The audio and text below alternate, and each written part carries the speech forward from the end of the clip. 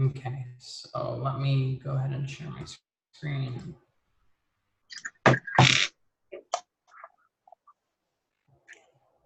So yeah, here's Slack. I posted this link right here. This is the one that I finished, but I encourage everyone to continue off of the one you had if it was working, because that is what we're going to be building today. So we're going to be adding a bunch of code to that project. In addition, we'll be giving it most of the functionality of a working app. So we'll see how far we can get, but it should be a pretty good progress. So what I'm going to do is I'm going to actually hold down the Option key to drag this and make a copy for today's date, because we are going to be modifying it. And I'll just go ahead and double click that to open it.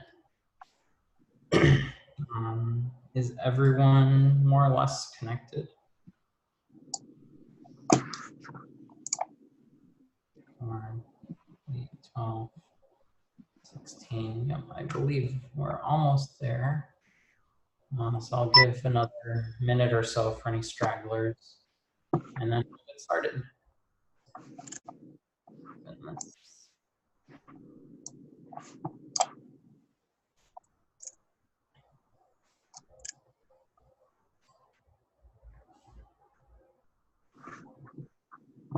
So as a review, here we're using Xcode 11, so there's no more 10R as a part of the default simulators, but we're just going to switch to an iPhone 11. And I'll go ahead and build this so we can see where we left. Oh, no. Let's move this here, build again. Okay, so assuming everyone can see that, this is what we ended up with last time. So we had an empty list, basically. We had a plus button that opens up a modal view controller. And this will allow us to enter information about a new friend. In the past, we actually set up a cancel and a save button, but new in iOS 13, all modal dialogues can be swiped away like that, which is really cool. And we get that for free just by being on iOS 13. So that's a neat addition. And then the final part of the app was when an entry is shown here and you click on it, that would go ahead and show this screen that kind of lists everything out for us. So we're going to be implementing these screens one by one. That way everyone kind of has a pretty good overview of like what parts of an app are responsible for what kind of situations. So I'm going to open up our navigator here, and hopefully Slack can make that go away. I think this little thing. Oh, perfect. Sorry, I was getting rid of that little Slack bar that kind of shows information. It's always in my way. So to get started, we already have a Friends table view controller. And this was kind of our starting point of the app last time around. And I see here that I made a modification, which I'm kind of curious of what that modification is. So I can go to source control commit, and I can get a preview of that. It might just be like added constraints, which in this case, it seems like it, like some of the constraints changed, which is cool. So I'll just go ahead and say updated some constraints. And this will allow us to kind of have a clean start for what we're doing today, because what I actually want to do is create a new branch. So I encourage everyone, while you're working on your projects and while you're working on bigger projects, to create a branch regularly for anything that you're working on. You don't necessarily need to do it for any of the sprints or the daily code challenges and module projects just yet, because we're not going to necessarily go over merging branches. But for this project, I want everyone to follow along with a branch, so that way you can kind of see the different steps that there are, and you can kind of follow along what the evolution of this project is going to be. So in order to create a branch, I'm going to switch over to this code source control navigator and open up branches. And I'm going to right click on master, and I'm going to say branch from master. Basically what we're going to be adding is basic functionality to the app. So I'm just going to call this branch basic functionality. And notice the naming convention that I'm using. So I'm using all lowercase with a dash. And you can use anything you want here, like the camel case that we usually use for iOS coding. But it's kind of important to use the same naming convention that everyone else uses for a few reasons. The main one is that way they understand what you're referring to. But the second one, and this is kind of practical, that we do use different naming conventions for what we're working with in Swift and what we're using for Git, is that anytime you see all lowercase with a dash, you can kind of guess that's referring to a branch. So it's pretty useful to have different naming conventions for different tasks that you're working on. So that way you can quickly notice what it is without pointing it out. You don't have to say the branch basic functionality, you can just say basic dash functionality, and kind of people will be able to guess that it's a branch just based on your naming convention. So those are the kind of two arguments for kind of sticking to a convenient naming convention. Again, you can do whatever you want. You can name it with capitals and spaces if you want. Git is not going to be happy if you have spaces, because then you need to escape things in the terminal, and that gets messy. So this is what I tend to stick with. We're going to go ahead and click create. Dimitri, how did you, I missed how you open that create new branch. So I just right clicked on master here and said branch from master.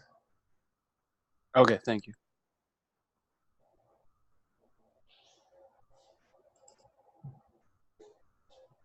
So assuming everyone is caught up with this, you can see our commits that we've had with this. And as we add commits, now they're going to be added to this basic functionality branch instead of the master branch. And that'll actually let us compare our master branch to our basic functionality branch. And if we have extra time today, we're going to have more branches that specify more things, which we can kind of compare and see step by step what they each do.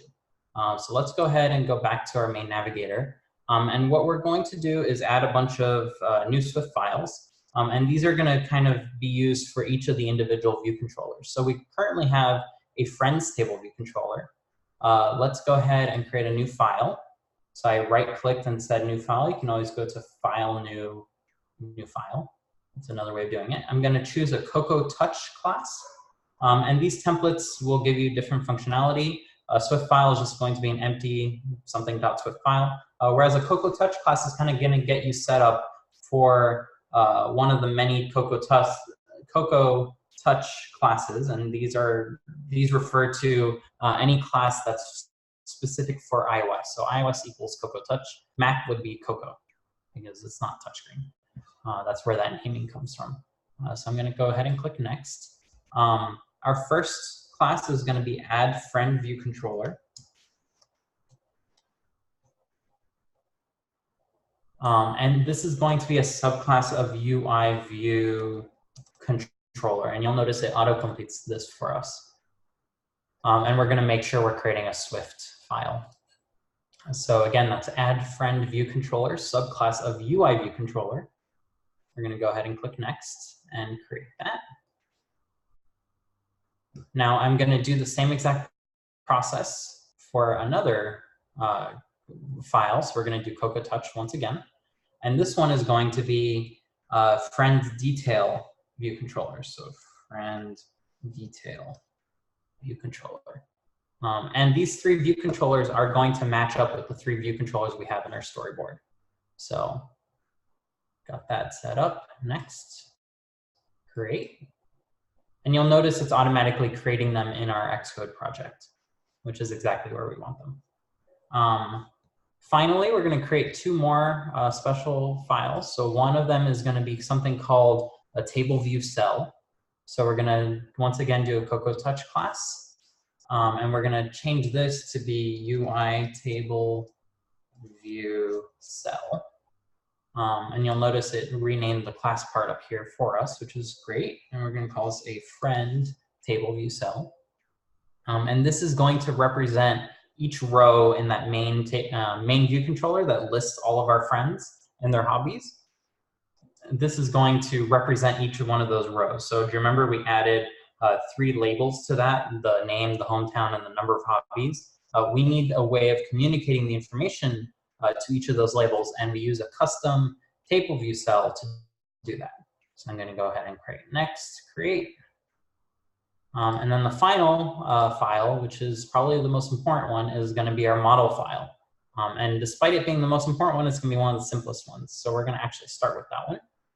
But we're going to click with a Swift file because it's just going to be more or less empty Swift file. Click next, and we're going to name this friend. So a model file is what represents the data within your app. So in this case, if we were to go back to our storyboard, you'll notice that the thing that we're kind of showing throughout our app is a friend. We list a bunch of friend things. We have the option to create a new friend, and we have the option to look up information about a friend. So all 3 of these screens kind of revolve around this friend thing that we're about to create, and this is called our model. So it's representing what the data within our app is. Our model is going to be very simple. It's just going to be a struct that we're going to name friend. So struct friend. And notice that in our storyboard, we have 2 places where we're kind of showing, or in all 3 places. So here we can see that a friend has a name, a hometown, and a number of hobbies. Here we can see that that same friend has a name, a hometown, and a number of hobbies. And here we can see that a friend has a name, a hometown, and a number of hobbies. So that indicates to us that our friend model needs to have those kind of properties. So we're going to go ahead and create those one by one. The first is going to be a name. So let name of type string. Let hometown of type string. And then a hobby, since it can be one of many hobbies, we're actually going to use an array of strings.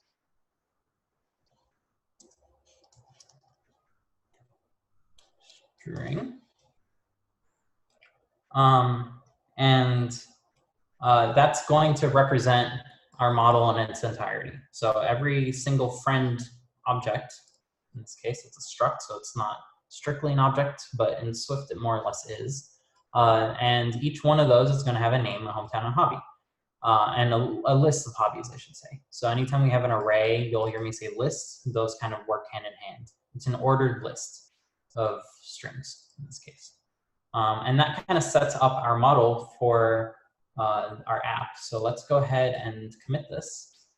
And we can say added friend model to project.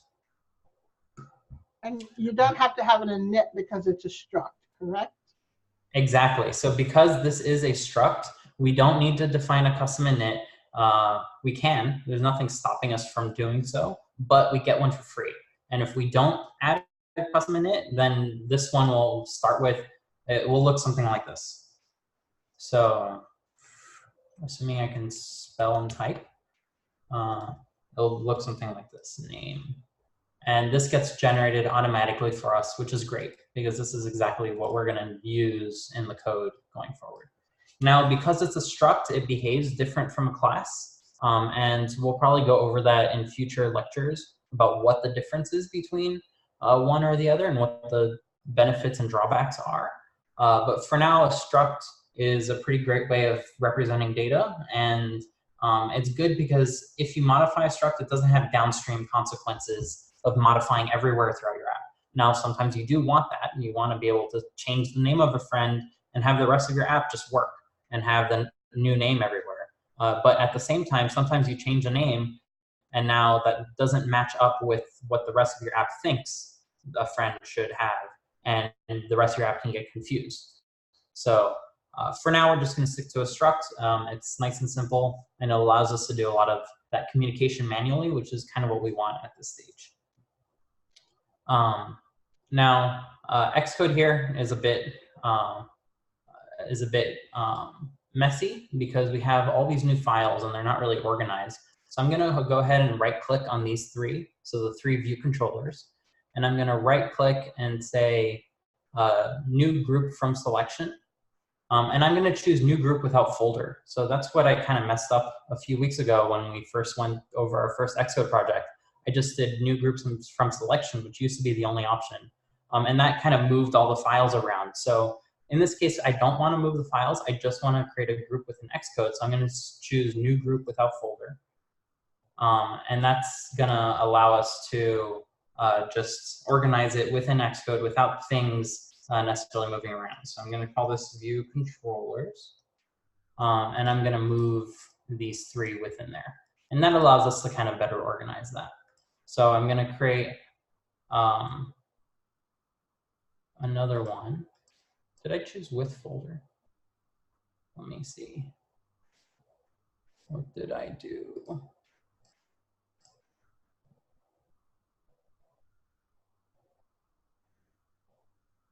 No.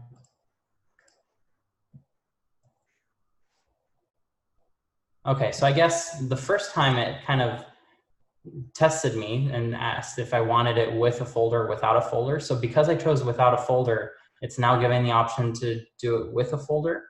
So now if I do new group from selection, it will always create a group without a folder. So that seems to be what's going on in this new version of Xcode.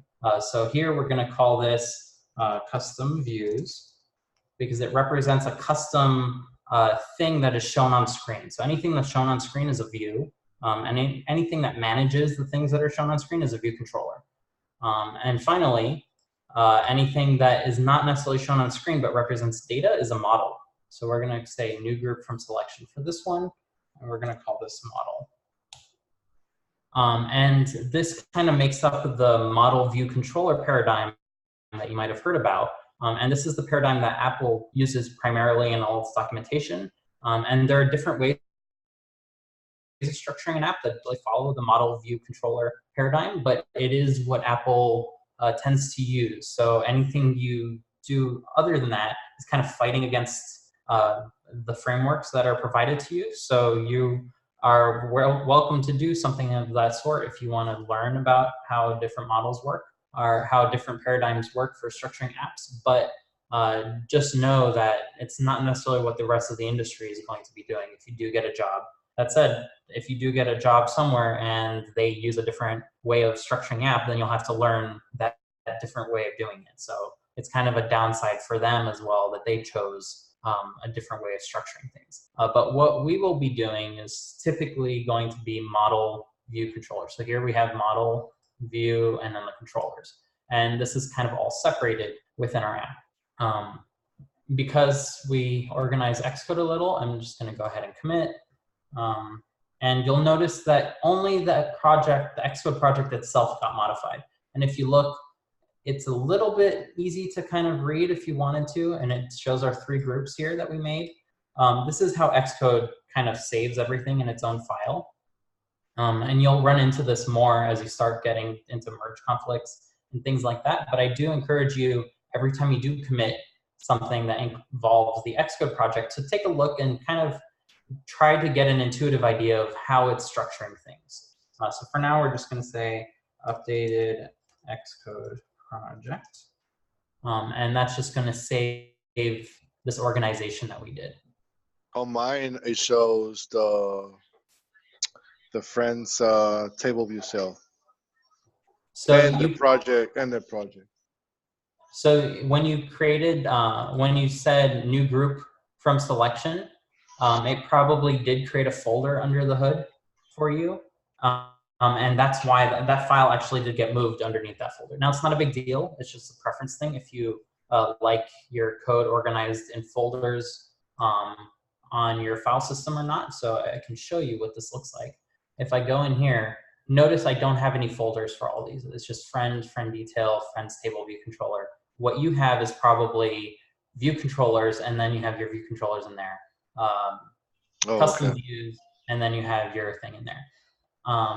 The only thing I would say is it's kind of better to reorganize only in Xcode like this, because then if you have a big project and you're working with multiple people and you move files around in Xcode, it will only modify the Xcode project, and it won't necessarily go and mess with where files are located that other people might be modifying. So you can run into a situation where the file then gets duplicated when they push their code up because you moved it first, but they never edited the file that got moved. They edited it before it got moved. So that can cause all sorts of issues. So just So try to be so in the future, just create what a without folder. Yeah, so the first time you do it, it's going to be new group without folder. And then from that point forward, you say new group from selection, it will create it without a folder. Okay, perfect. So it's just that first time. So here, if we build and run, like everything should still work, but nothing changed because we didn't really do anything with our code here. So let's actually go and concentrate on this first screen. And this is our table view controller. So if we go to our storyboard and we can scroll around, you'll recall that we had two options available to us. Option A was we can drag in a UI table view controller, and that kind of handles a lot of things for us. Whereas option B was we drag in a custom view controller, and then we drag in a table view, and that table view can be positioned in a custom way that we want for our app, something like that. And this was kind of to show the exercise of what it would look like if we were doing a custom view controller. So in this case, that's what we are doing. So let's click on this top part, and you should see that the view controller up here, it should be a friends table view controller. So go ahead and make sure that the view controller in main.storyboard, the one with the table view, is a friends table view controller. And if it isn't, go ahead and choose from this dropdown friends table view controller. As you type, it should autocomplete, so that'll make it a little easier to find. And that matches up to this file. We actually want to see our code in this file at the same time, so I'm going to go ahead and show you how to do that. In Xcode 11, it changed a little. We used to have a little button up here to choose an assistant editor, but we're actually going to do that with Xcode 11. So let's open up main.storyboard. I'm going to hide everything over here. And we're going to click on this new little button right here, which is Add Editor on Right. And that's going to actually allow us to see two things at once. So on the editor on the right, I'm going to click on this little related items, choose Automatic, and go to Friends Table View Controller. And that's going to give us our code. If I go back here, the user interface should pop back up. And we are going to hook up this table view to our table view controller so we can start showing things in it. So let's go ahead and do that. The first thing we're going to need to do is set up something called a table view data source. So if you remember from the last lecture, we were talking about protocols, and one of the types of protocols that we talked about were delegates. So delegates, and sometimes they're called data sources, offer a way that the table view in this case can offload functionality to us, so to our code, and let our code take care of giving it information. So that's what a data source is. Specifically, it's the source or the origin for all the data that's going to go in our table view. So let's go ahead and create an extension. So this is outside of the class. You have the class here, and then right here, we're going to create an extension. So I'm going to make this a little tiny bit smaller so we have room. And this is going to be an extension of the Friends Table View Controller. And it's going to be of type UI Table View Data Source. And this is going to give us an area where we can override certain methods on the table view so we can do interesting things. So let's go ahead and implement the two required methods. So if you'll remember from last time, they are table view number of rows in section. And I'm just going to let autocomplete take care of that. And right now I'm just going to return 5 so we can see if anything works. And the second thing we need to do is table view cell for row at index path. And this is going to provide the information that's going in each one of these cells.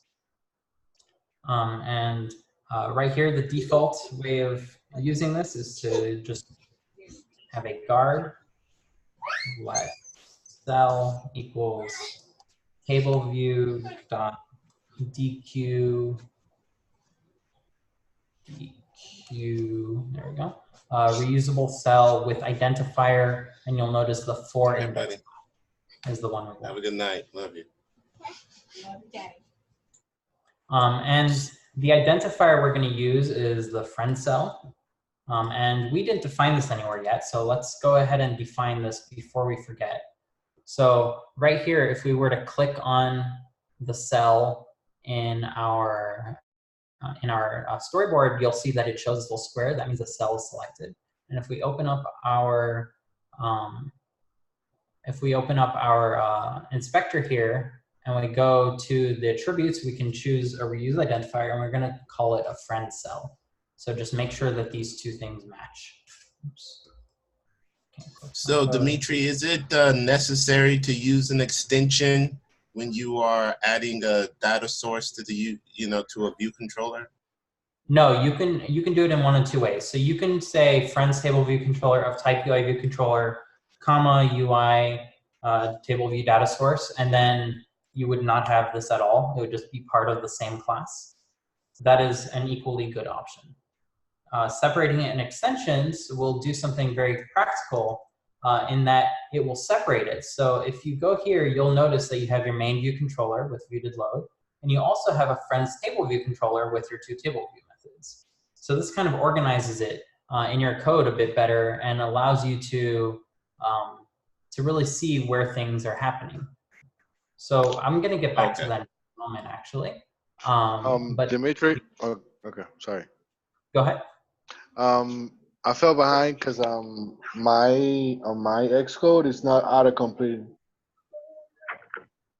Is there anything is there anything that I can do? Because I've been trying to like type every single word that you're actually getting from autocompletion.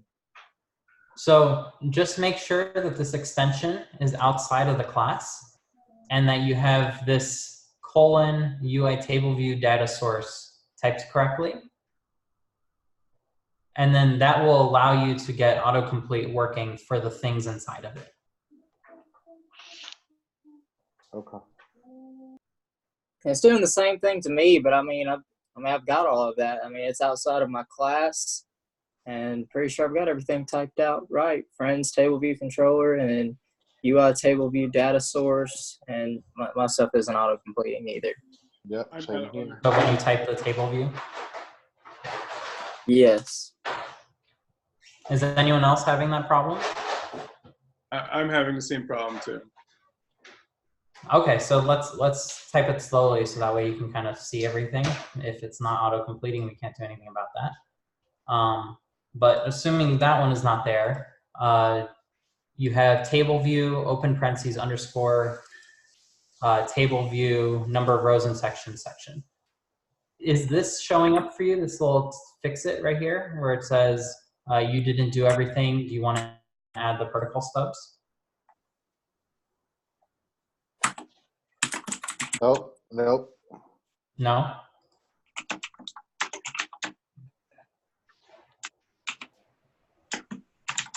Okay, so then just be sure to type this part all out.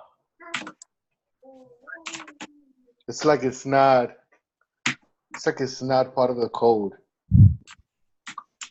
Does up here where it says running hobby, that again, where it says running hobby tracker, does it say indexing, or is there a little 2 that you can click that it says it's doing anything in the background? Okay, now it showed me the do you want to add protocol stubs?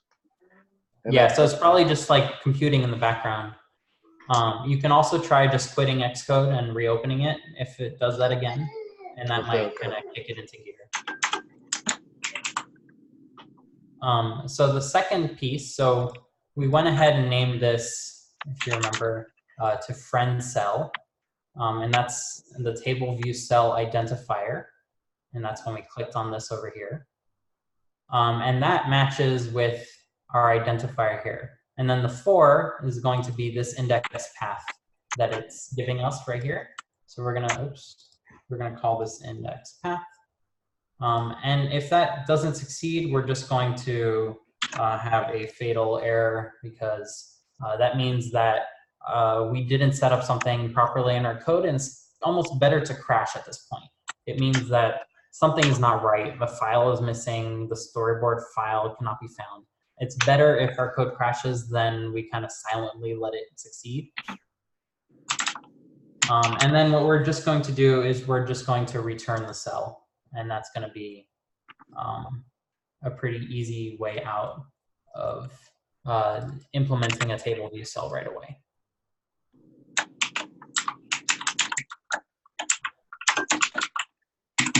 And right here where it says guard let cell, I forgot something.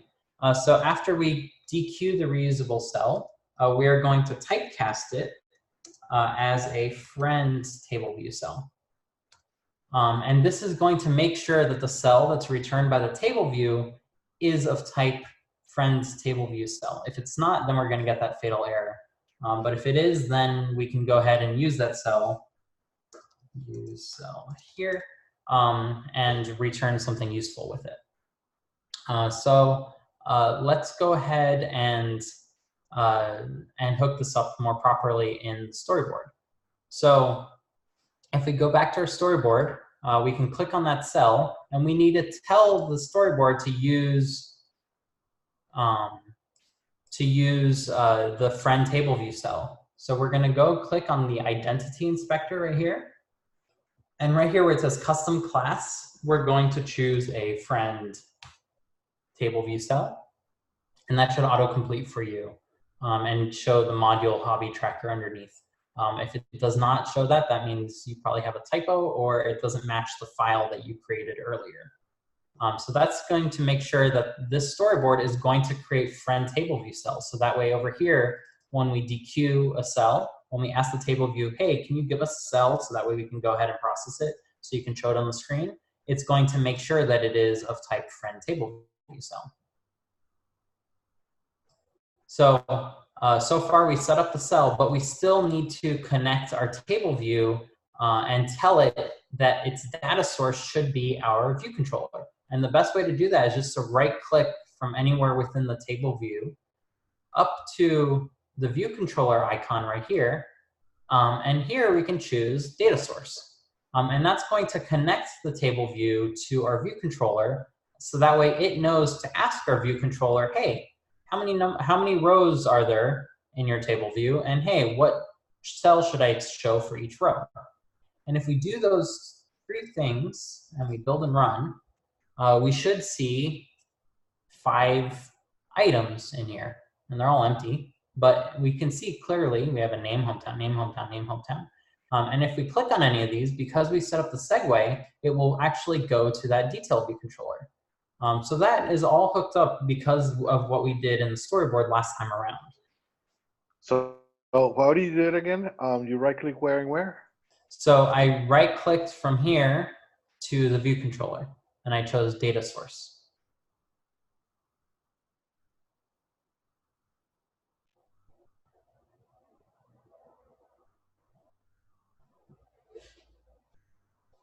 Now, it would be great if our view controller also knew of the table view, so that way we can tell the table view when it's time to reload or when it's time to show new information. So we're going to go back up to our class, so the class friends table view controller type UI view controller, and we're going to create a new property, which is called an IB outlet. So we're going to type @IB outlet, and this is going to be a property that's going to represent the table view itself. So we're going to type week var, and we type week because of something called memory management, and we'll get into this later, but all IB outlets should be week in general. Table view, so this is what we're going to name our property. It can be anything of type UI table view. And we're going to use, we're going to choose that it's an explicitly unwrapped optional. So that's what this exclamation means here. And that means that this table view is not going to behave like an optional whenever we use it, even though it is an optional under the hood. And we're going to go and connect that to our table view. So if I go and right click there, that will actually start highlighting the table view and connect to it. Now, an alternative way, if you don't have these two screens open, is you can go to the view controller and you can right click in the opposite direction. And you'll notice that it's connected to the table view, which is great. You'll notice that there's one more outlet on the view controller, and that's not an outlet that we typed or anything, but it is part of UI view controller. And we can get more information about it if we were to click on the controller itself and then go to the connections inspector.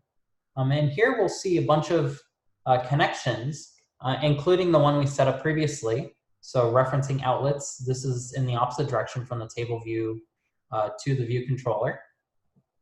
But we can also see our view controller as one of our outlets and something called a view, which represents this whole screen. So this is set up automatically for us because every view controller needs a view to show. The interface builder and storyboards will automatically create for us this connection. And you'll also see that there are some segue relationships. So here, this screen right here is, if I were to make this a bit bigger, so that screen right here is the root view controller for the navigation controller.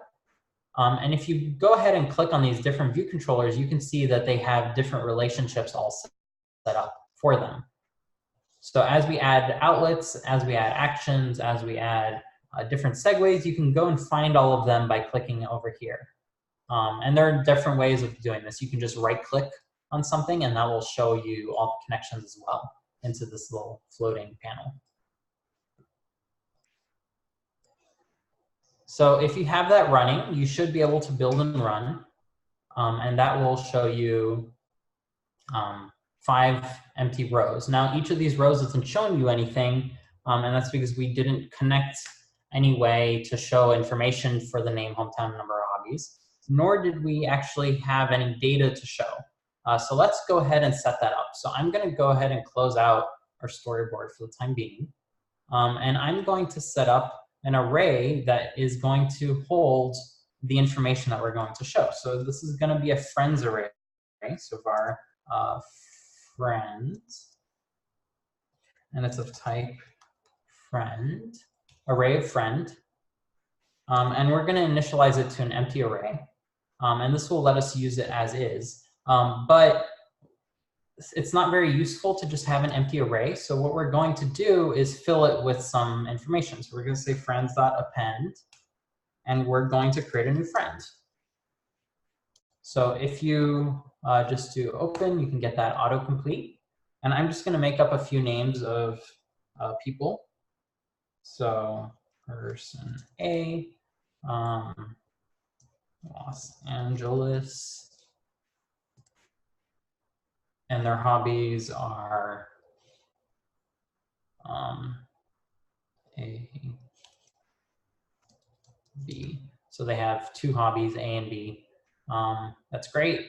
Let's go ahead and do this a few more times. I'm just going to copy paste this several times, and that will give us plenty of kind of data to play with and to see some variation as we set up our project.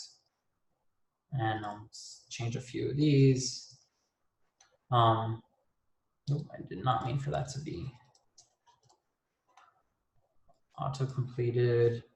New York. Any other cities? Anyone wants to shout out one? Seattle. Seattle. Seattle. Seattle have 2 T's. Correct, Amunda. Yes. Leave it to dyslexic person to spell on the spot. Tokyo. I don't know. I'm gonna leave LA for those last 2. And then we'll just kind of have different values for these, so that way we can see what happens when someone has multiple hobbies. And these are just arrays, you'll see. So it's an array with multiple things in it. So it doesn't matter how many of these you have, just make a few, because we are going to use them in our table view. So right here, instead of returning 5, we're going to return friends.count. And then over here, we're going to get a friend equals friends at indexPath.row. So notice that this data source method, it's giving us access to a table view. It's giving us access to an index path. So the index path is the row that we need to supply information for. So we're going to ask our friends array, so our list of friends, which friend is at a given index path. So we're going to specifically check the index path.row because an index path has some extra information in it. And we're going to pull out that friend here. Now, we want to be able to communicate that friend to the cell, but before we do that, we need to set up our friend table view cell. So I'm going to go ahead and open that. So this is going to be pretty simple. We are going to set up 3 outlets and a friend property. So I'm going to get rid of this awake from nib because we don't really need it. So let's set up our friend property first. Friend of type friend. And this is going to be optional. And we're going to get rid of this override set selected as well. This allows you to configure your cells to look a certain way if you wanted to customize it. And we're going to create a private function called update views. And this is one of our own methods. So it's not part of iOS or anything, but we're going to use this pattern of having an update views method quite frequently. And this is going to let us have one place in each of our either view controllers or view subclasses, in this case, our table view cell, where we can update a bunch of different things all at once. This is where we're going to do the updating, but we don't have any access to those things that are in the user interface. So if I go back and I take a look at the storyboard, you'll notice that if we go to our table view, we have 3 things here: the name, the hometown, the number of hobbies that we want our table view to have access to. So let's go ahead and create another assistant editor. And this time, well, I guess here. And this time we want to take a look at the friends table view cell. And usually it shows up, but I guess we'll have to find it manually. So here I'm gonna go and dig down for the friend table view cell. If you have a larger screen, an alternative way of doing this is to find it over here and hold down the Shift Option Command. So that's all of those keys on the left side with 3 fingers, except the Control key. You don't need that one. And you're going to click on friend table view cell, and that's going to allow you to choose where you want to open it up. So you'll notice that I'm getting these little indicators everywhere, and this is going to allow me to choose exactly where I want to open it. So in that case, I'm going to open it right there. And we want to create some outlets. Yeah, I didn't think that would work. Maybe it will. It will. Okay, great. So there are 2 ways to create outlets. We can do it the Cody way, where you can just type ID outlet. Weak var name label of type UI label. So that's one way of doing it, and then you would need to connect it up. So I'm going to drag it to the name.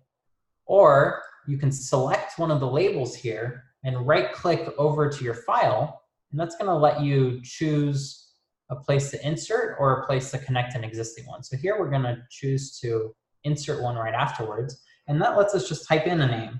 So hometown label. And if we hit connect, you'll notice it types all this code for us and it connects it at the same time.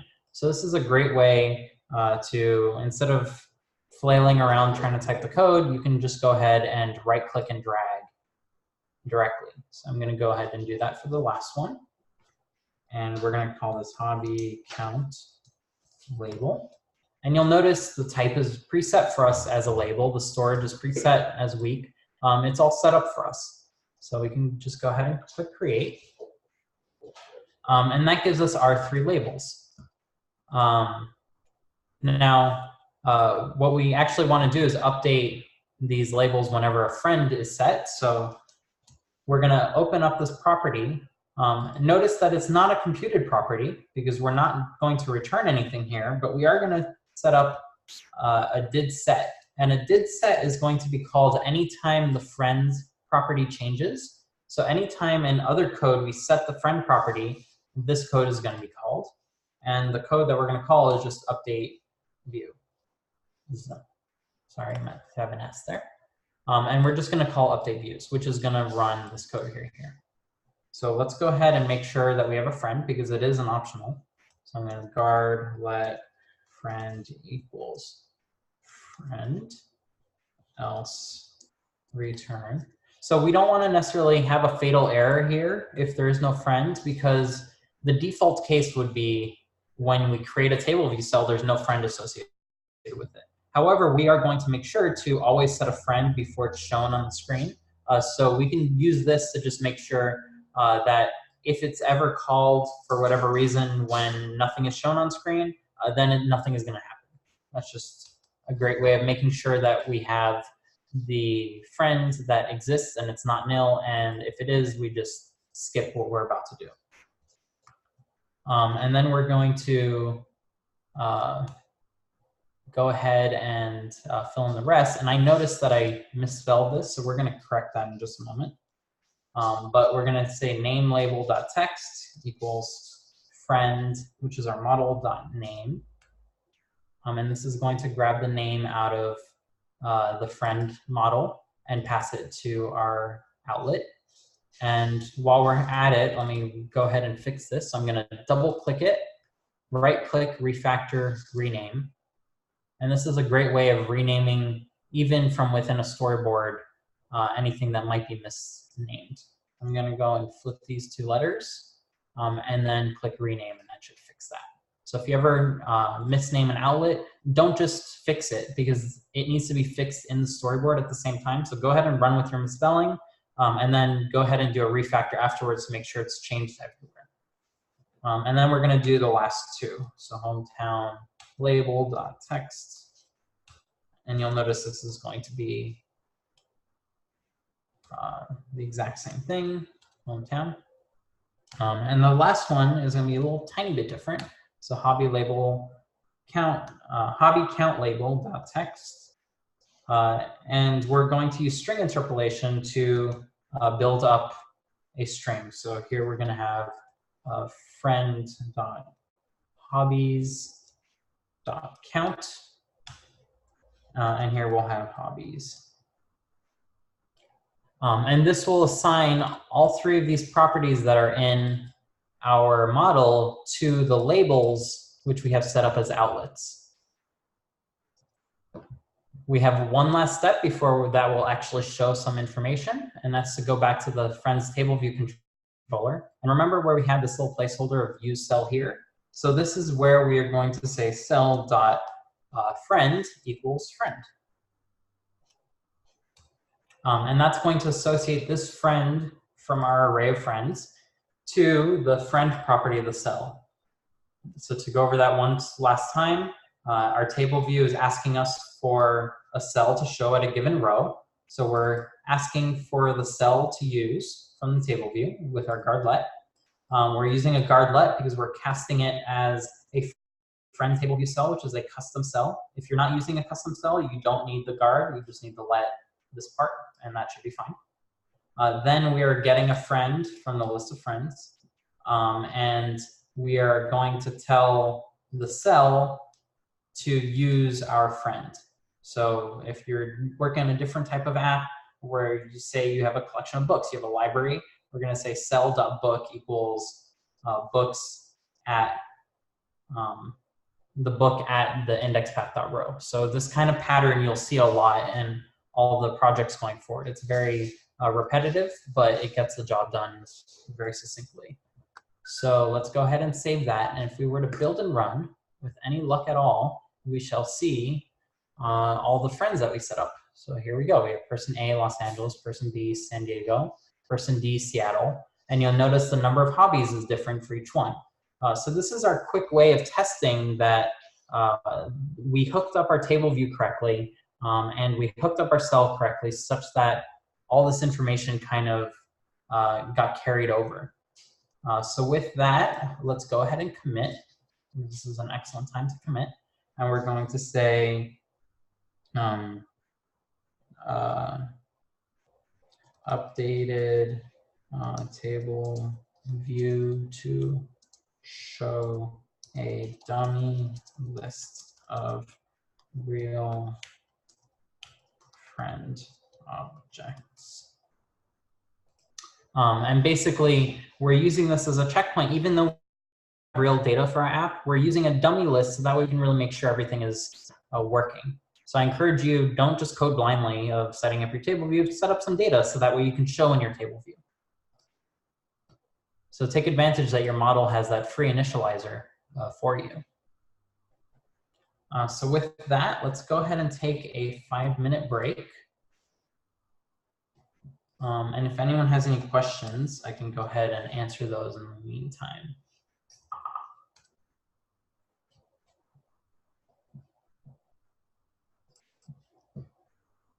When we commit now, why is it not giving us the option to push? So it depends if you set up your project on GitHub or not, that it set up the push and the remote for you. In this case, I believe we just created a local project, so there is no push functionality available because we never set it up. So if we did create a repository on GitHub and we created a branch in Xcode, would it push your branch to GitHub. So your branch would now be on GitHub as well. Okay, cool, thanks.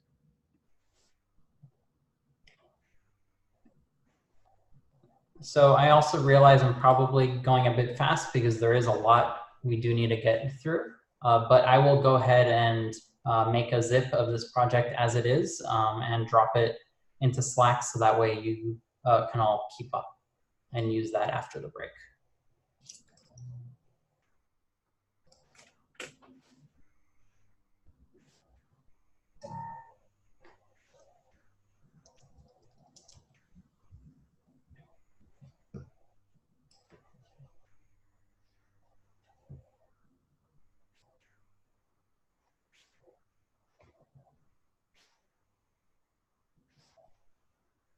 So it's in the lesson resources thread, which I will pin.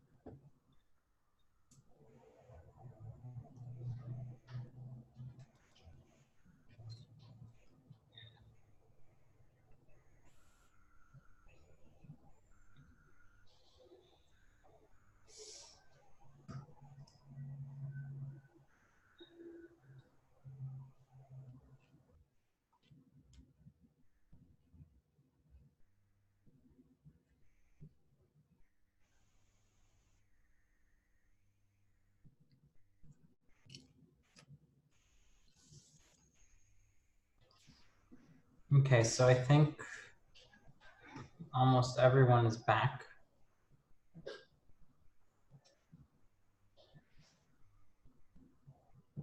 Give one more minute for this last few to join us.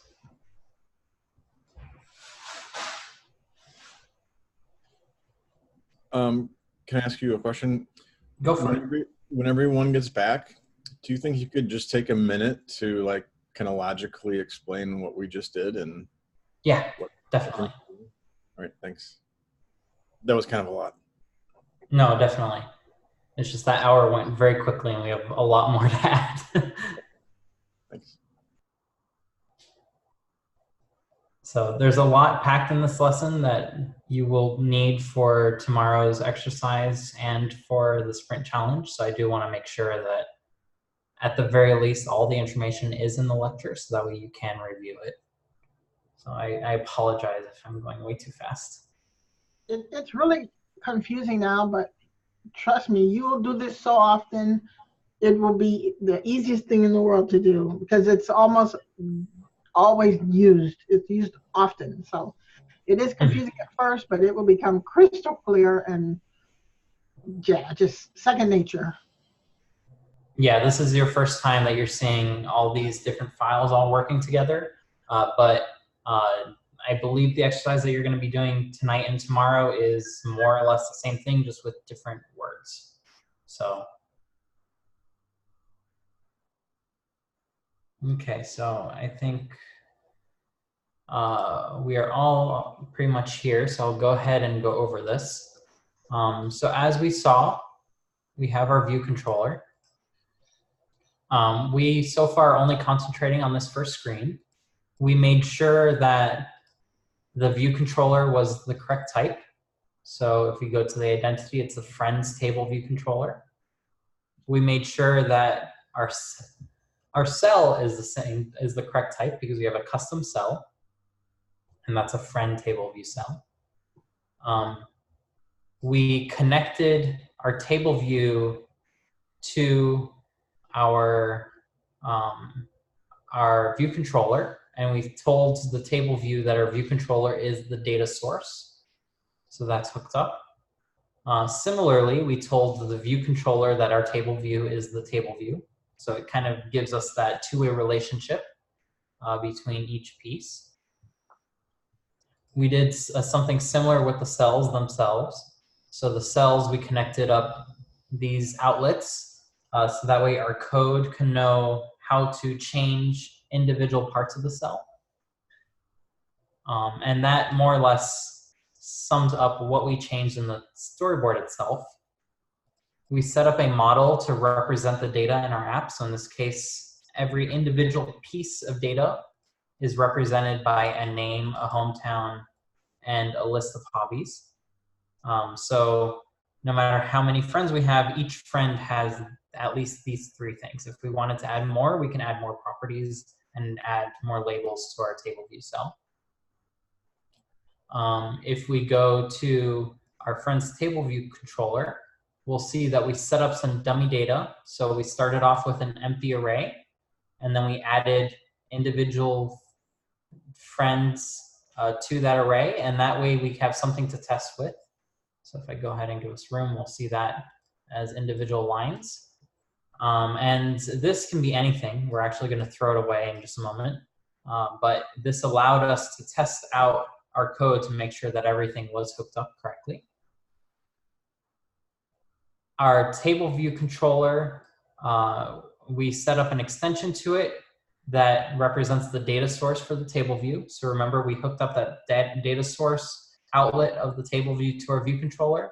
And that allows the table view to ask our view controller two questions. One, what's the number of rows that we should show in the table view? So we're just going to show enough rows to represent each one of our friends, so friends.count. And then the second one is what cell to show at a given row. So this is more or less the standard formula that you'll see where you ask for a cell from the table view.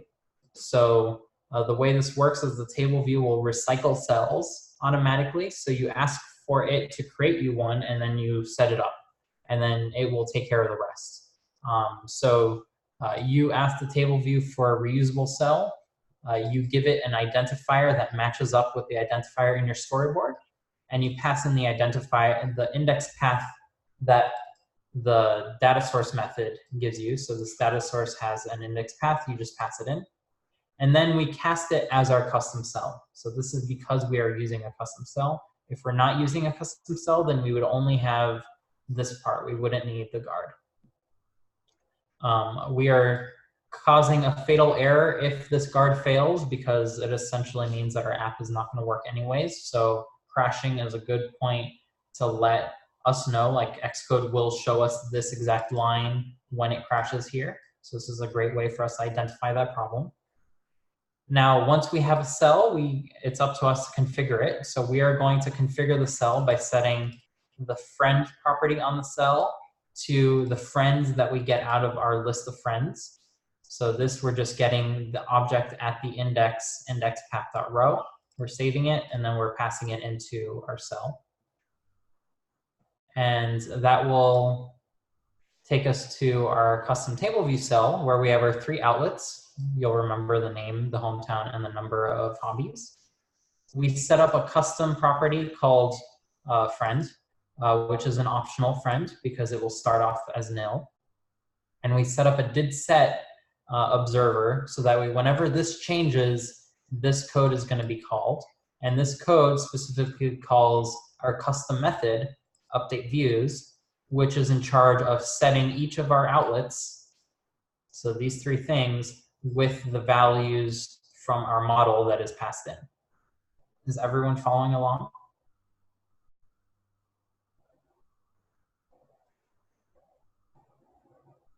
Does anyone have any questions with what we have so far?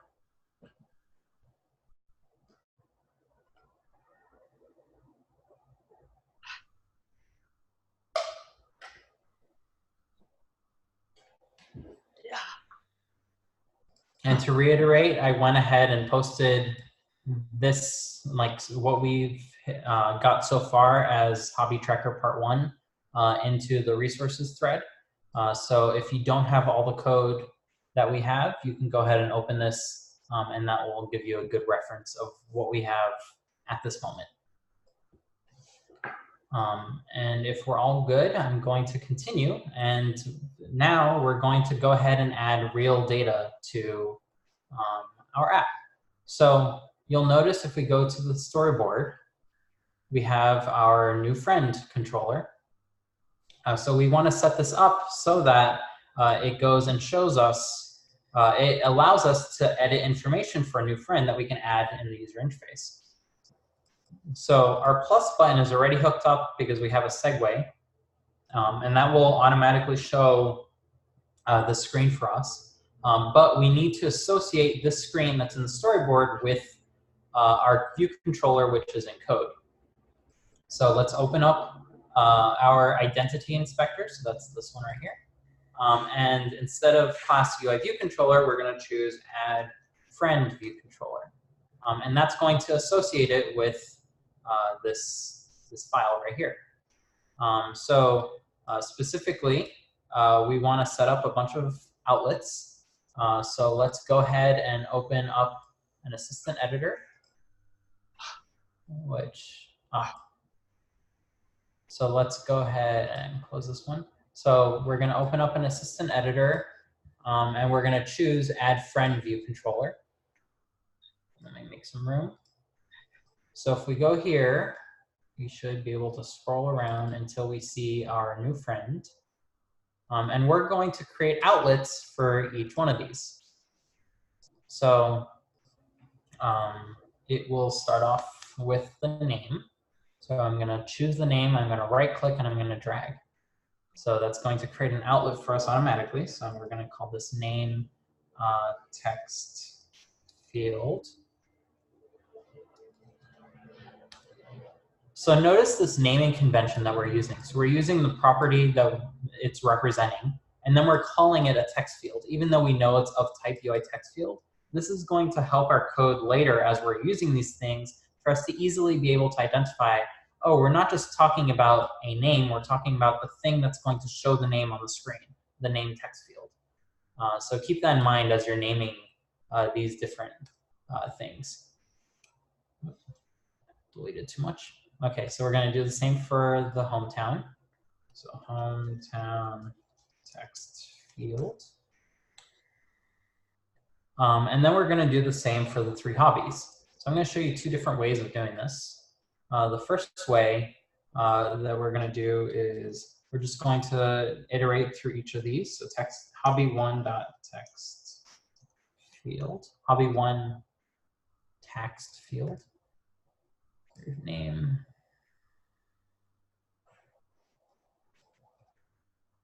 rename, and then next hobby2 text field,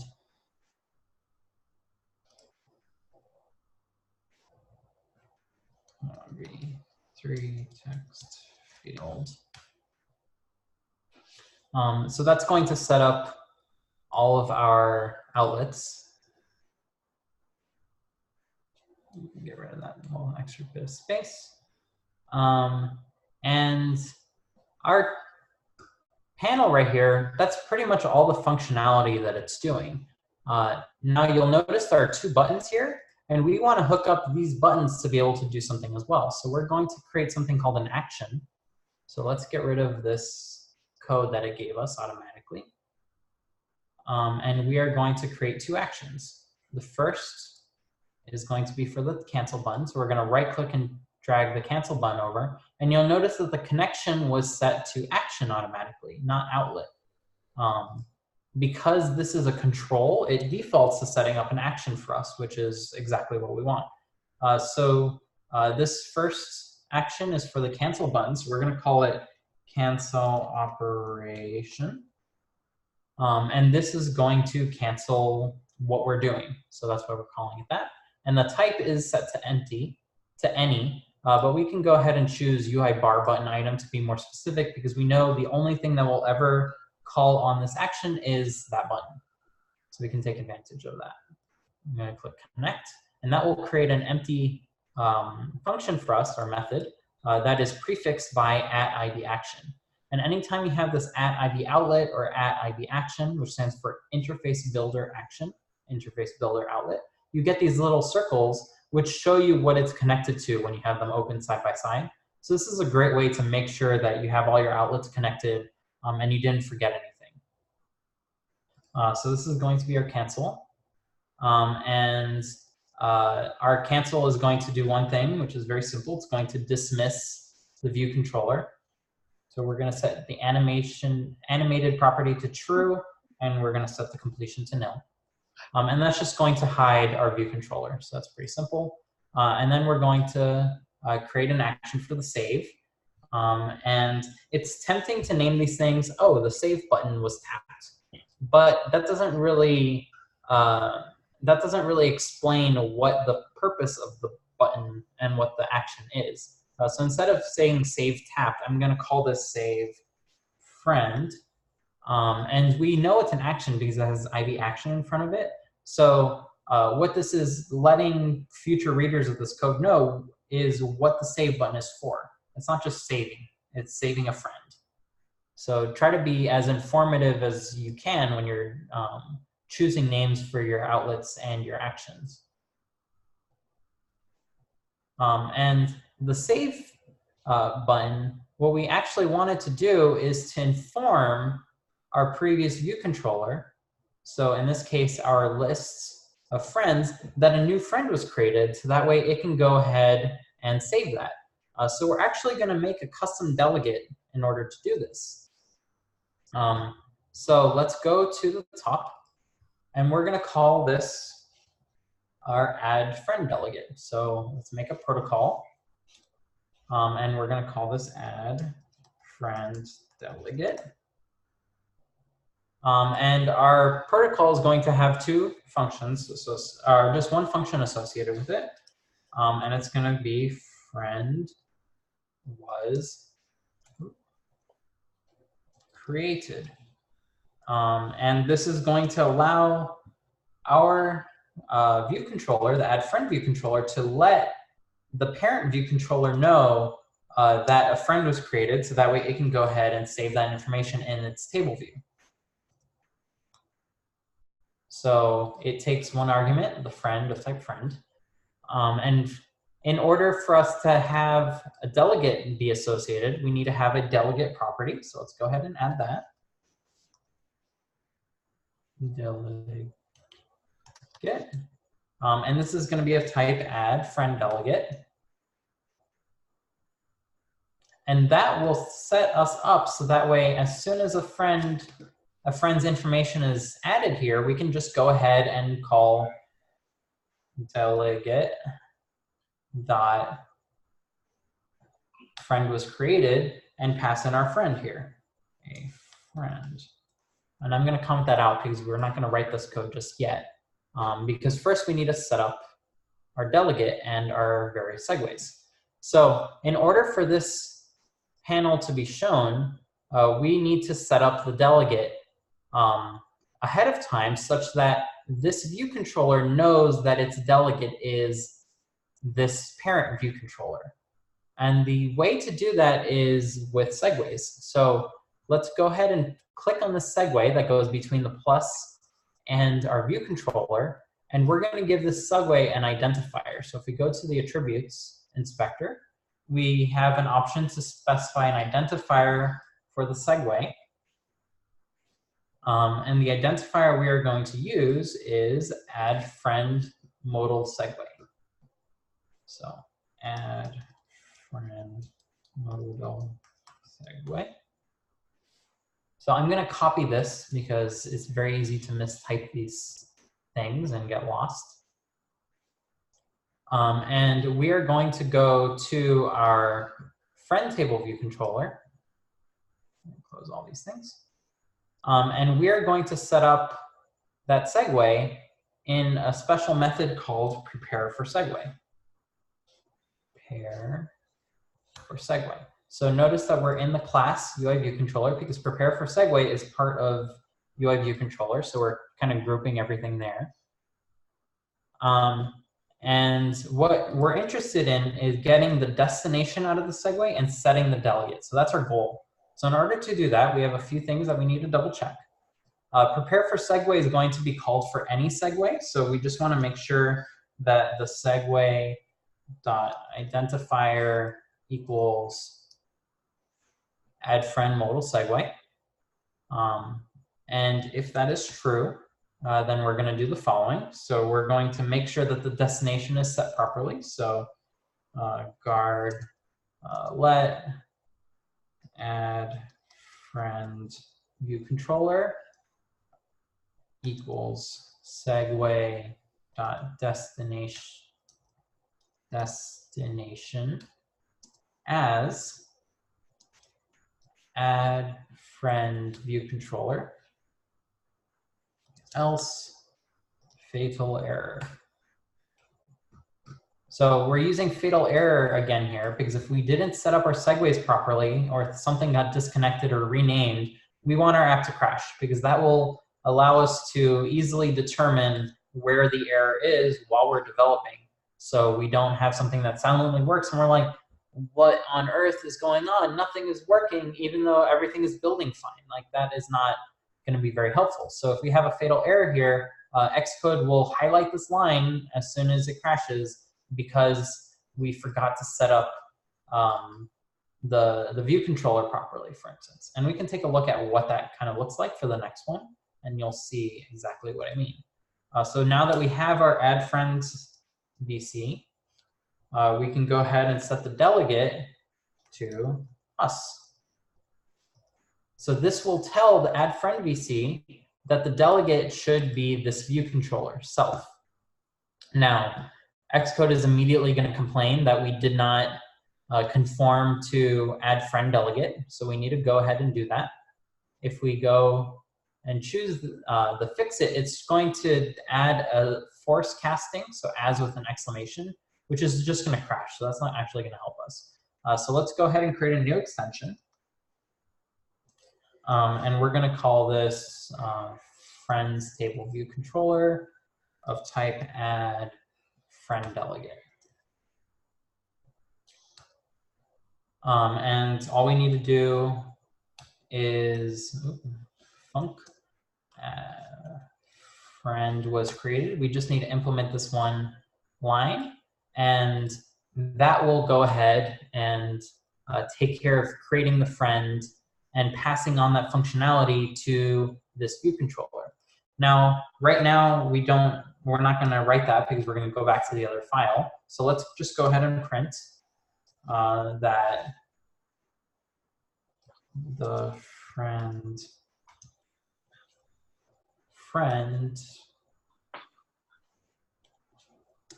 was just created. And this will kind of go ahead and print down here when we click that save button to know that everything is hooked up properly. Now, a lot of typos today. Now, as we're writing these functions that we're not really finishing all the way, it would be useful if we can add reminders to ourselves that, hey, we're writing this code, but we didn't actually go and implement it. So we can add something called a to-do. So this is just a special comment where you type to-do : implement, and you write your message. So here I'm going to write implement delegate method here.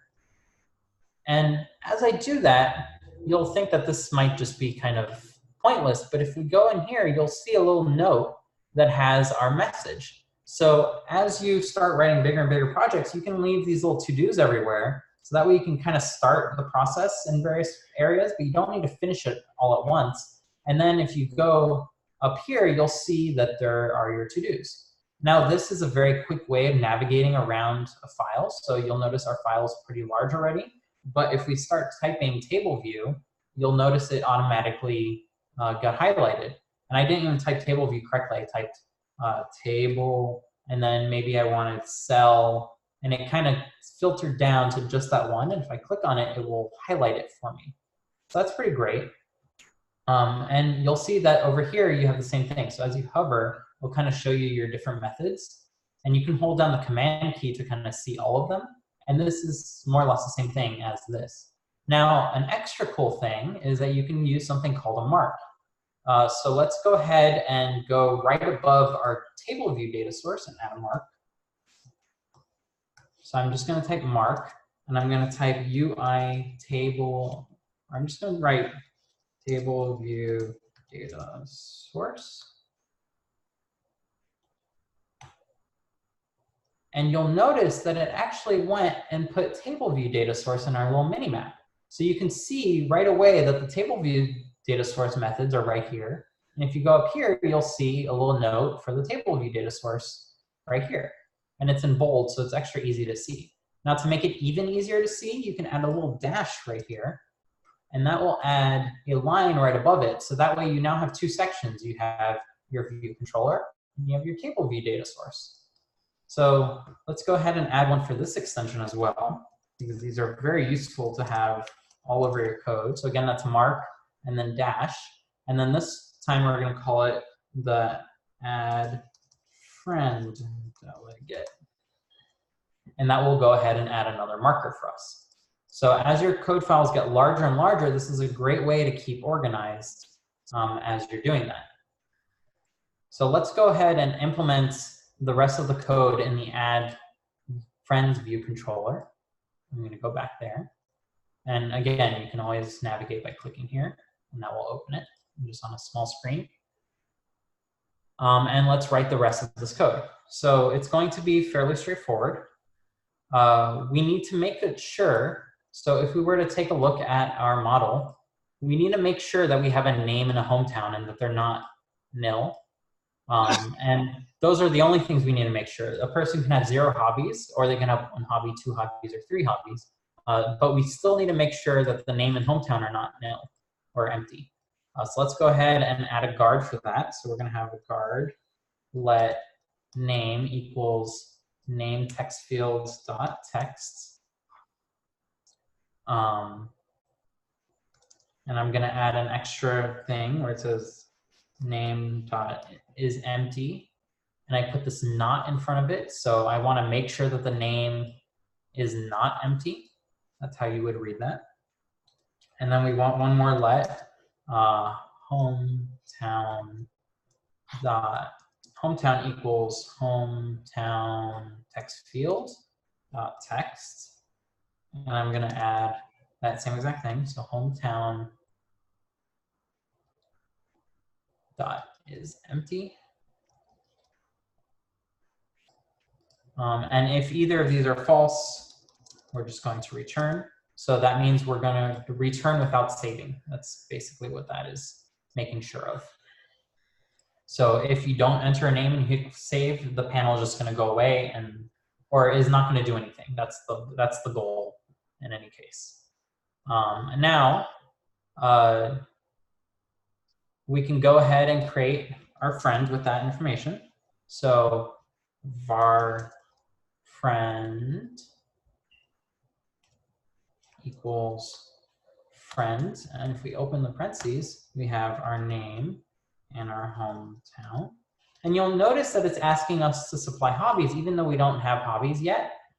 So there's this really cool thing in Swift 5, actually. So if we go to our friend.swift, we can give a default value to our property here.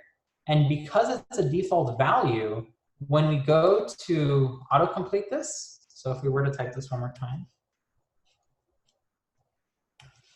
you'll notice that we now have 2 options. We have the option to specify a name and hometown, or we have the option to specify a name, hometown, and a list of hobbies. So let's go ahead and choose the first one.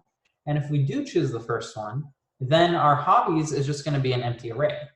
So that's a pretty nifty feature of Swift 5. And now we can go through and check each of the individual hobby text fields to see if we can add that hobby to our list of friends. So hobby 1 equals hobby 1 text field dot text. Hobby 1 dot is empty. So we want to make sure it's the not is there. So we want to make sure that we have a hobby and that it's not empty. And if all of that is good, then we can go ahead and append it to our friends, our friend apostrophe s's hobbies dot append, and we'll pass in the hobby here. And we'll go ahead and copy paste this 3 more times because we have 3. hobby text fields. So I'm just going to go ahead and rename each of these things.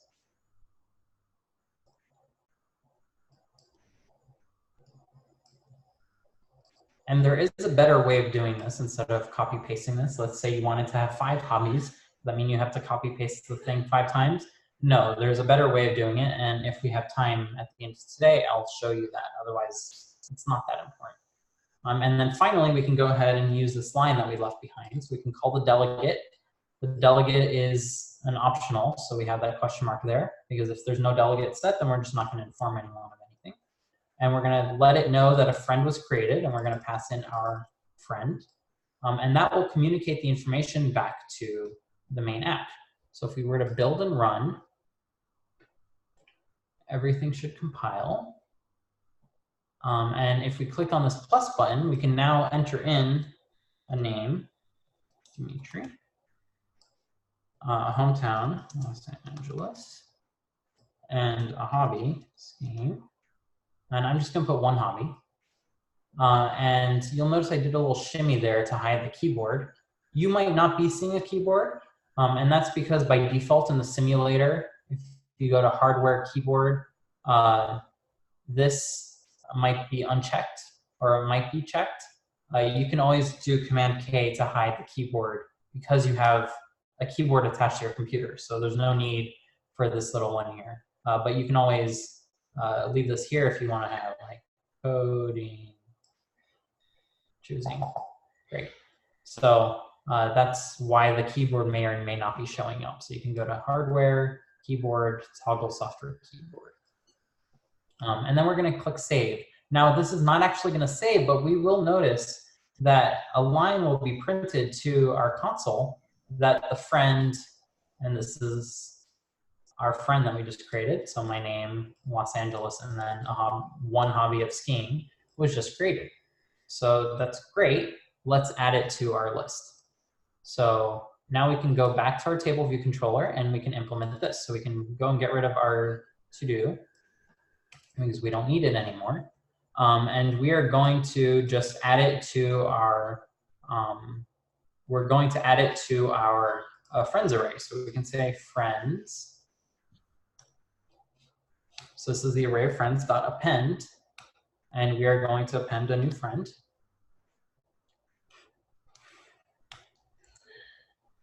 And then we are going to tell the table view to reload. So table view dot reload data. So that's going to reload all the data. It's going to recount how many things there should be and show the new count. And then we're going to dismiss the controller. So we're going to dismiss with an animation, so that will slide it down smoothly. And we're going to set the completion to nil. So most of the time you'll just be setting this completion handler to nil, but sometimes you want to chain a bunch of things to happen after the animation, so you can use that completion handler accordingly. But with this all set up, now that we're actually adding information to the friends, we can go ahead and actually delete all our dummy friends over here. We don't need no fake friends no more, because now we can go add real friends. So add my name one more time, Los Angeles, assuming I can type. And then skiing, and I can add a second hobby, this time coding. And I'm gonna do that one more time to hide that keyboard, and I'm gonna hit save. And you'll notice that it now shows up. So this is great. That said, that little thing that we have to do every time where we have to do this, that's not the greatest feature in the world. So we do want to fix that. So we can do one of two things. We can go over here and we can say, we can add a fix me. So fix me. The keyboard doesn't go away automatically. So we can add that little fix me. And then you'll notice here you get a little band-aid of something that needs to be fixed. So that's a great way of leaving fix me's all over your code so you can know where to find them afterwards. So let's go ahead and commit this because we made some good progress. implemented the add friend table, or not table, add friend view controller. I'm going to go ahead and commit that. And now let's go ahead and fix this. Each of these table text fields, you'll notice if I were to switch to simulator, each of these text fields, we actually have this nice return key here. And wouldn't it be nice if when we hit it, not only did it hide the keyboard, but it could also just go to the next text field. And then once we hit return on the final one, it can go ahead and hide the keyboard. So let's go ahead and implement that because it's pretty straightforward. The first thing we need to do is just tell the text field that its delegate should be this view controller. So we just drag and click from the text field. And we're going to choose delegate. And we're going to do that for each of them. Delegate.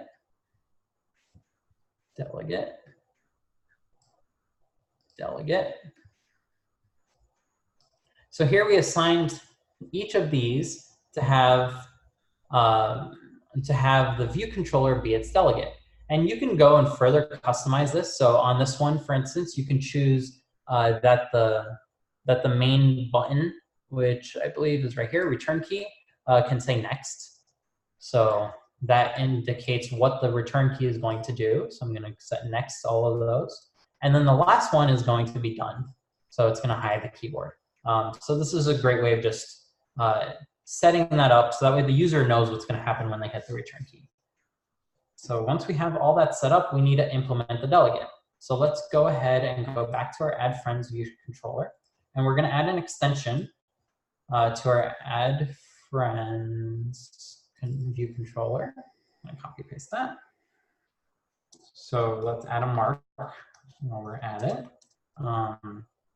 Text field delegate. Extension on add friend view controller, and it's going to be of type UI text field delegate. Surprise, surprise. And the text field delegate has one very useful delegate method that we're interested in, and it's called text field should return. And that's called anytime the return key is pressed. And if you return true, because this is expecting a Boolean, so you can either return true or false. If you return true, it's going to record that return key as a new line. If you return false, it's going to not do anything. So we're going to return false, and we're also going to do something else, which is specifically, we're going to tell the keyboard to move to the next text field. So let's go ahead and return false, since we don't want to do anything with that return key. Like, we don't want the text field to do anything with the return key. So that's what that return is for. And now we just want to make sure that we have some text in there.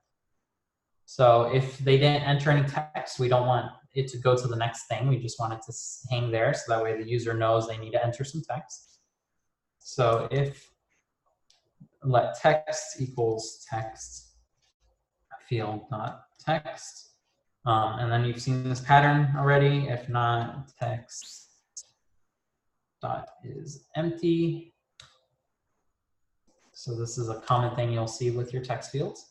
And now we're going to have a switch to determine what's going to happen depending on which text field we're dealing with. So we're going to switch over the text field, and we're going to compare it to each text field that we have an outlet for, and we're going to do something slightly different for each case. So the first case is if it's a name text field. So if it's a name text field that we hit the return on, we want the hometown text field to become selected so we can start typing in there. So we're going to say hometown text field dot become first responder. So the first responder is what responds to keyboard input. So that's a fancy way of telling the text field to highlight itself so we can start typing in it. Now we're going to add a case for the next thing. So in this case, the hometown text field, colon. And if the hometown text field has a return key pressed, we're going to go to the first hobby text field, become first responder, and so on and so forth. So case hobby 1 text field, we're going to select hobby 2. become first responder, case hobby 2, and hobby 3 dot become first responder. And then finally, if it is hobby 3 or any other text field, we're just going to resign the first responder. So resigning the first responder means that we want to hide the keyboard. So we're going to say text fields dot resign first responder. So let's see how that works. So I'm going to build and run. We're going to be able to add. So here I can type something. So I'm going to type name. And now I can hit this next button and it will go automatically to the hometown. So I can type my hometown. And I can type next and it will go to the hobby. Now if I type next here, there's no text in here. So it's actually not going to go to the next thing. Now I think that if you type next on an empty field, it should just hide the keyboard. So let's go ahead and do that. So if the text is empty, or if this is nil for whatever reason, we're going to put an else on this if statement. And here's another way that we can get rid of the keyboard, so that way you know which way to use in different situations. We can say self.view.end-editing. Or we don't need the self, we can say view.end-editing. And we're going to say false here. Did someone have a question?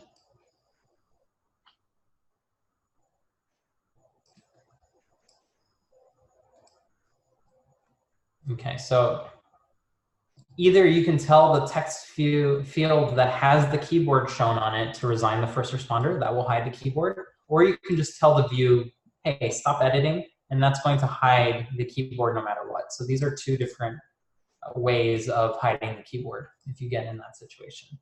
So if we build and run, and we show this one more time, as we type, so we can have my name, next. In this case, if we type next, it's just going to hide the keyboard. So this is a great way of making sure that the keyboard is not in the way of the user, especially because the buttons are under the keyboard. And you'll notice the cancel button works. So if I click cancel, that will just slide away. Alternatively, you can just swipe that and that will do the same thing as canceling. So that's just going to dismiss it. And that more or less sets up our add friend view controller. So I'm going to go ahead and commit that. And then if anyone has any questions, I can answer that.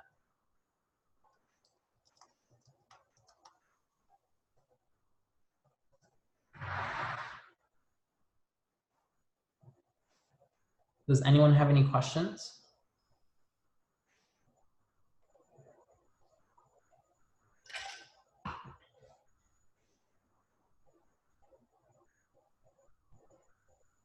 Okay, so we have one last view to deal with, and that's our detail view. So if we go back to our storyboard, that's going to be this view right here. So as I'm sure all of you know what we're going to do, we need to set up some outlets first. So let's go ahead and open up our assistant, choose automatic, and notice that it's not there. So that means that we need to set it up. So right here, we need to change this from just being view controller, as I'm trying to highlight, to be our friend detail view controller. That's in the inspector right here, the identity inspector. Then we're going to go ahead and create our assistant, automatic, friend detail view controller, and that will let us see them side by side. And as you guessed, we have a name, a hometown, and then we have a hobby list text view. So that's one new type of outlet that we haven't seen before.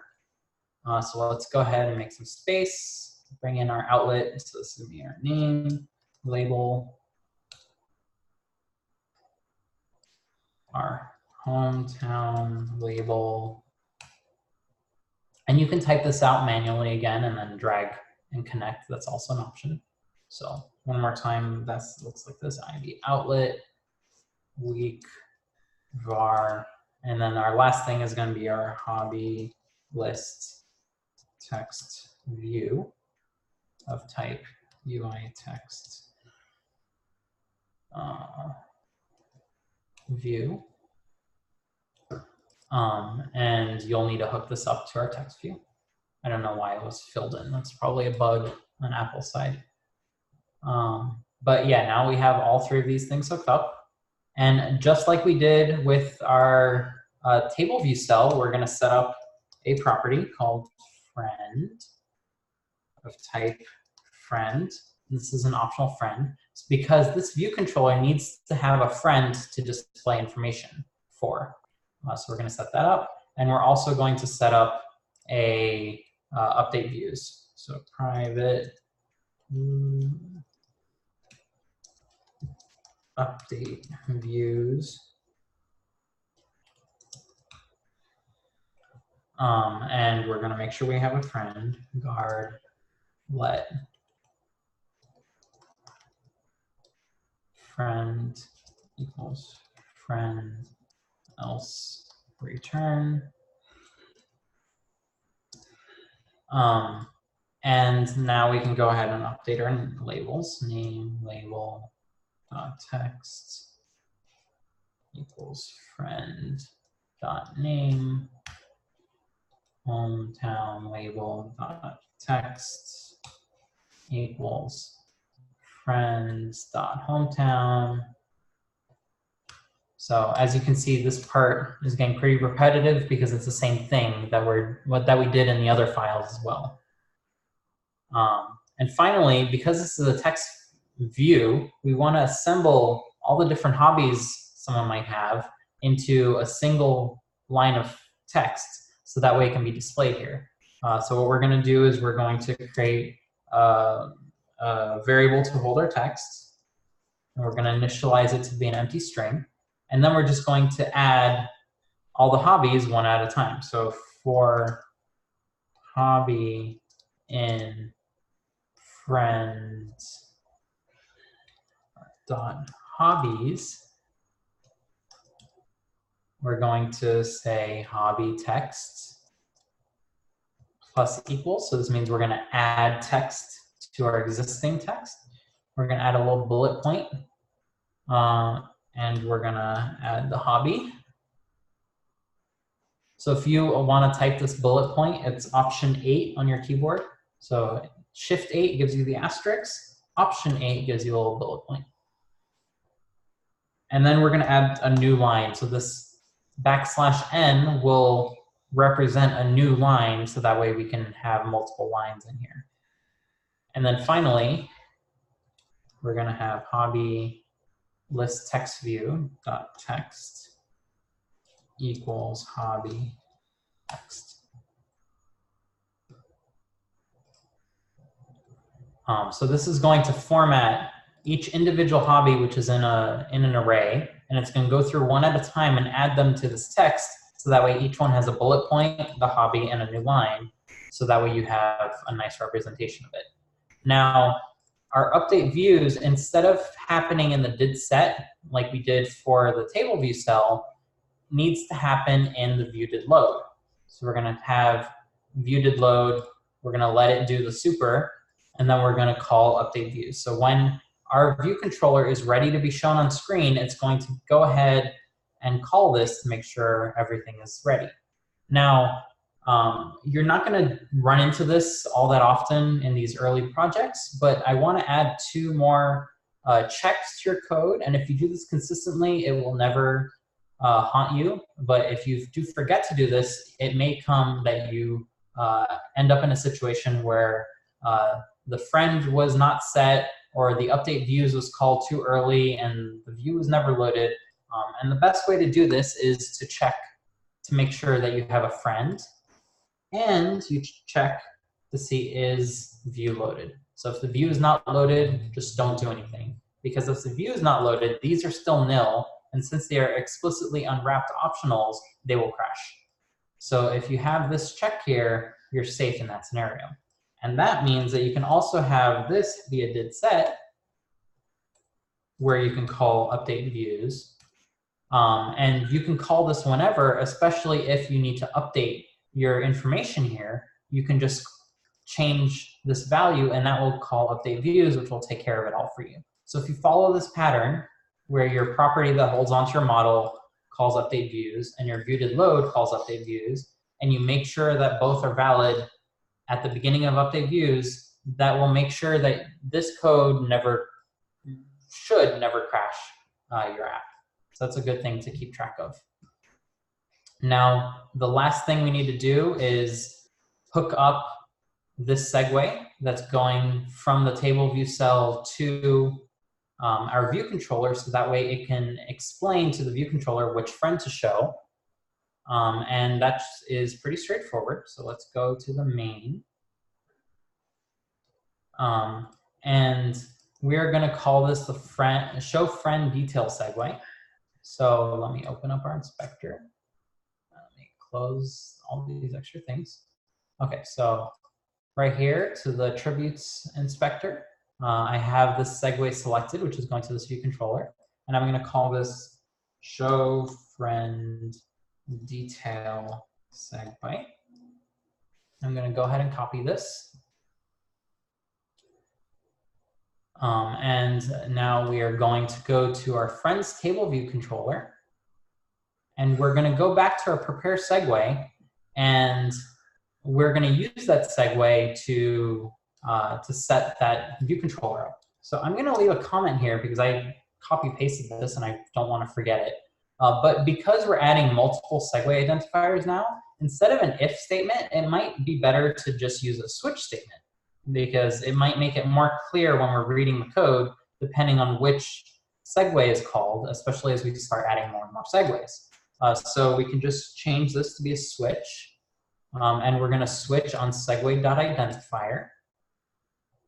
And instead of having an if segue.identifier equals add friend modal segue, we're going to copy that and choose case add friend model segue. And then we can delete all of that and use this information directly within our case. So in the first case, if the segue identifier is add friend modal segue, we're going to do this. In the second case, if the identifier is show friend detail segue, then we're going to do something else. And then if a different segue gets called, it probably means that like we didn't set up that segue or we named it slightly differently.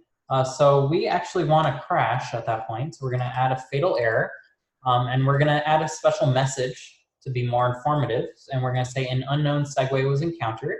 And we're going to print out the segue identifier, or if there's no segue identifier, we're just going to have no ID be printed out. So let's go back up to this previous case, which I mistyped. So it's case space, and then the string that you're comparing, and then a colon. And in this scenario, we want to get the index path for the row of the table view that was just tapped. So we're going to say if let index path equals table view dot index path for selected row, and we can actually make this a guard let, just like we did previously. So guard let, and then the second thing we want to do is get the destination view controller. So we're going to say let friend detail vc dot friend equals friends at index path dot row. And assuming we can get both of these pieces of information, then we can just say that the friend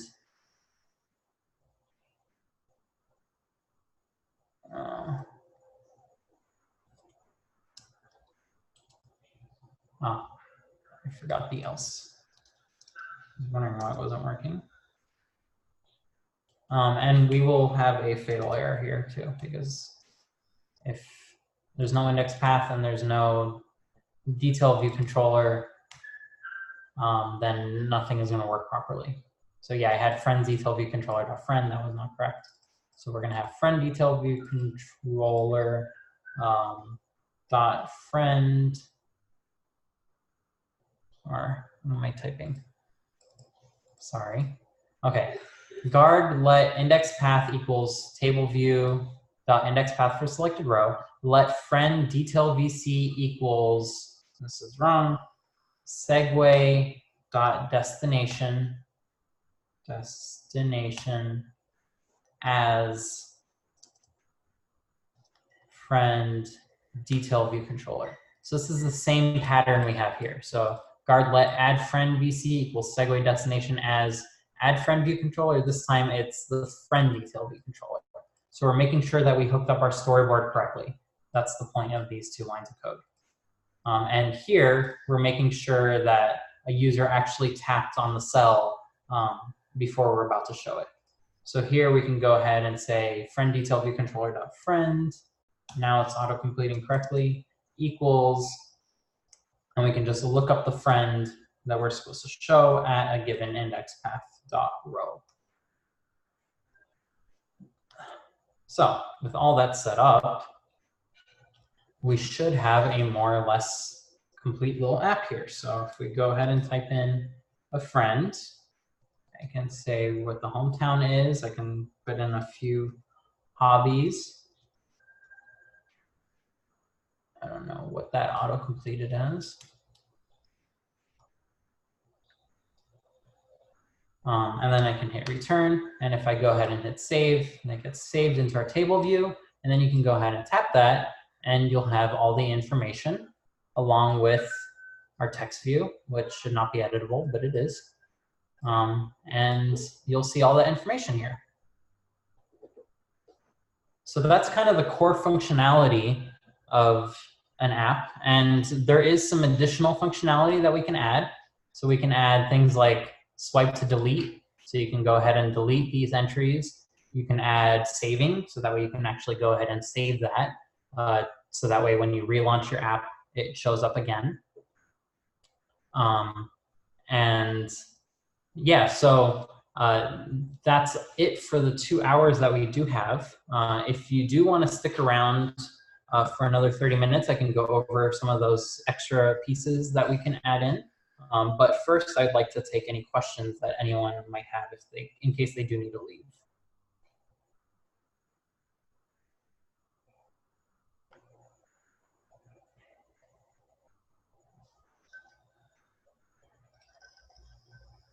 Does anyone have any questions?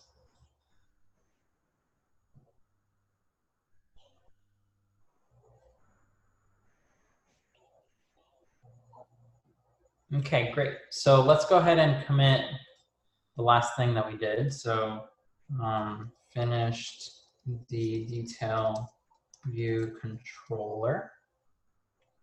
And since we're kind of going and adding some extra functionality, let's go and create a new branch. So I'm going to go here and I'm going to branch our basic functionality and call this one removing friends. And it turns out it's really easy to add the ability to remove things from a table view.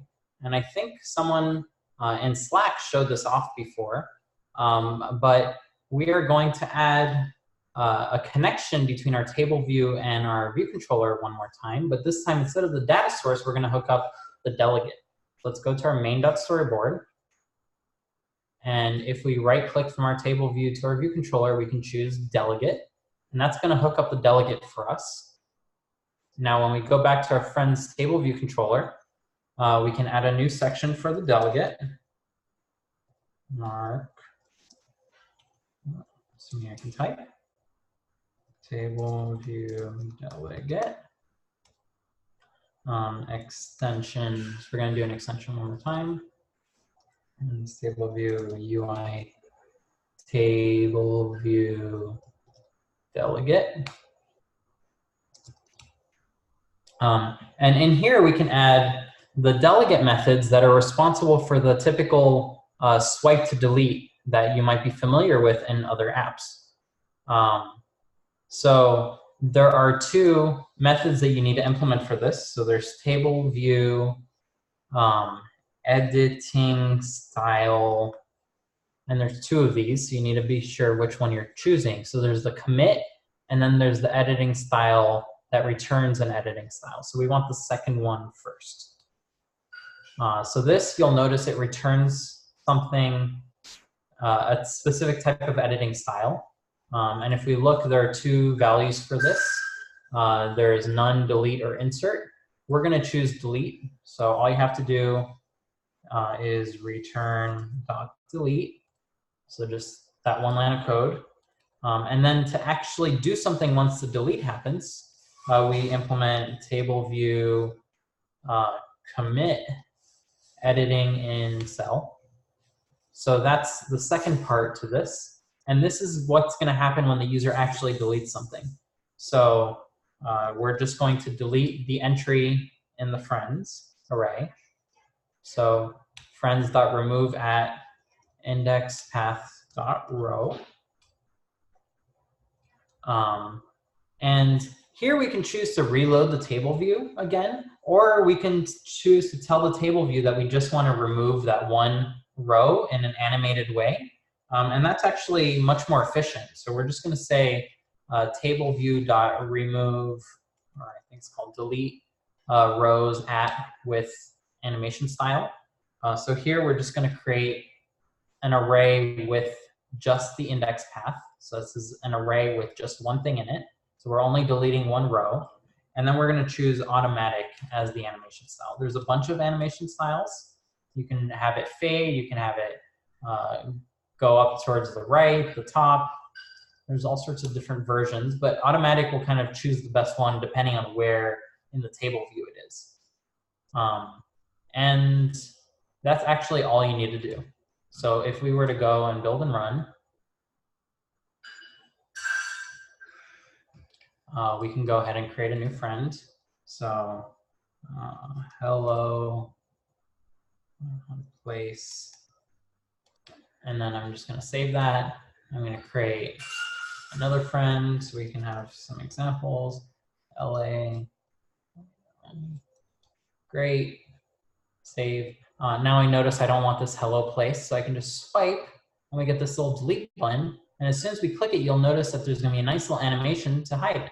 So that delete goes and everything slides up and we've deleted an entry. And all that took were these few lines of code. So I can commit and implement deleting friends. And the great thing about creating multiple branches for this is if we go back to our source control navigator, we can actually go and switch to this branch by choosing basic functionality checkout.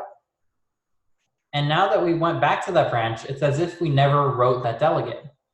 So you can go back to removing friends, check out, and that will bring it back. So now you're back at the functionality where you do have that table view delegate.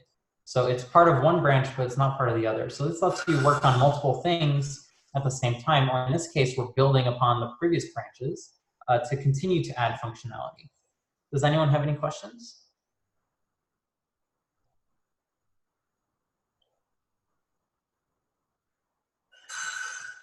Okay, so one really annoying thing is every time we need to go and add a new, every time we build and run, we need to go add a new friend because every time it gets deleted. Wouldn't it be great if we can save our friends every time? So let's add a quick and dirty save method. The first thing that you need to do if you want to implement saving is something called making your model codable. And this just makes sure that the system can go and turn your model into something it can save to the disk. So the easiest way to do that is just to go to our model and add codable. And you only need to do this if you're going to implement saving in one way or another. So just adding this one line of code is all you need to do in most cases. If you have a more complex model with like images and stuff like that, you won't be able to do this. But in this case, since everything is just strings or arrays of strings, codable will work just fine. So we're just going to add this one line right here. And then we're going to go to our friends table view controller. We're going to go to the top. And we're going to add a few methods. Namely, the first one we're going to add is a place where we're going to save things. So this is going to be a computer property. So var persistent store URL, and it's of type URL. If you haven't dealt with URLs before, it's the same thing that you type in a web browser when you type HTTP:// and you type something. That's what a URL is. It stands for Universal Resource Locator. And the file system also uses URLs, a different kind. It uses file:// to locate files around your file system. So in this case, we are going to return the URL of where we want to save our document, our storage of our friends. So let's go ahead and set this up. So we're going to start with an if-let. Document URL equals try. And just follow along here because we haven't looked at errors or anything of the sort yet. So assuming I can type, this is the standard way in Swift that you do deal with errors. So you can set up an if-let and you'll add this keyword try in front of things. And this will let you try to do something, and if an error occurs, this is just going to be nil.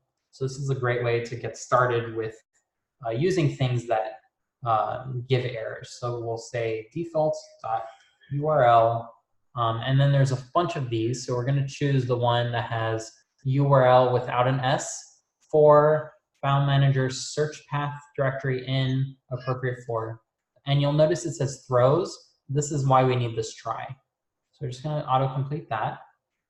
And the for is going to be a .document directory. So we're going to save it in the document directory for the app.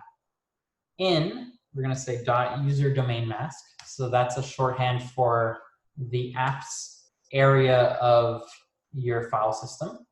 And appropriate for is just going to be nil. And create is going to be true. So this is going to make sure to create the document URL if it doesn't already exist. And if all that worked, we're going to go and create the persistent store URL. So let persistent store URL equal document URL dot append path component.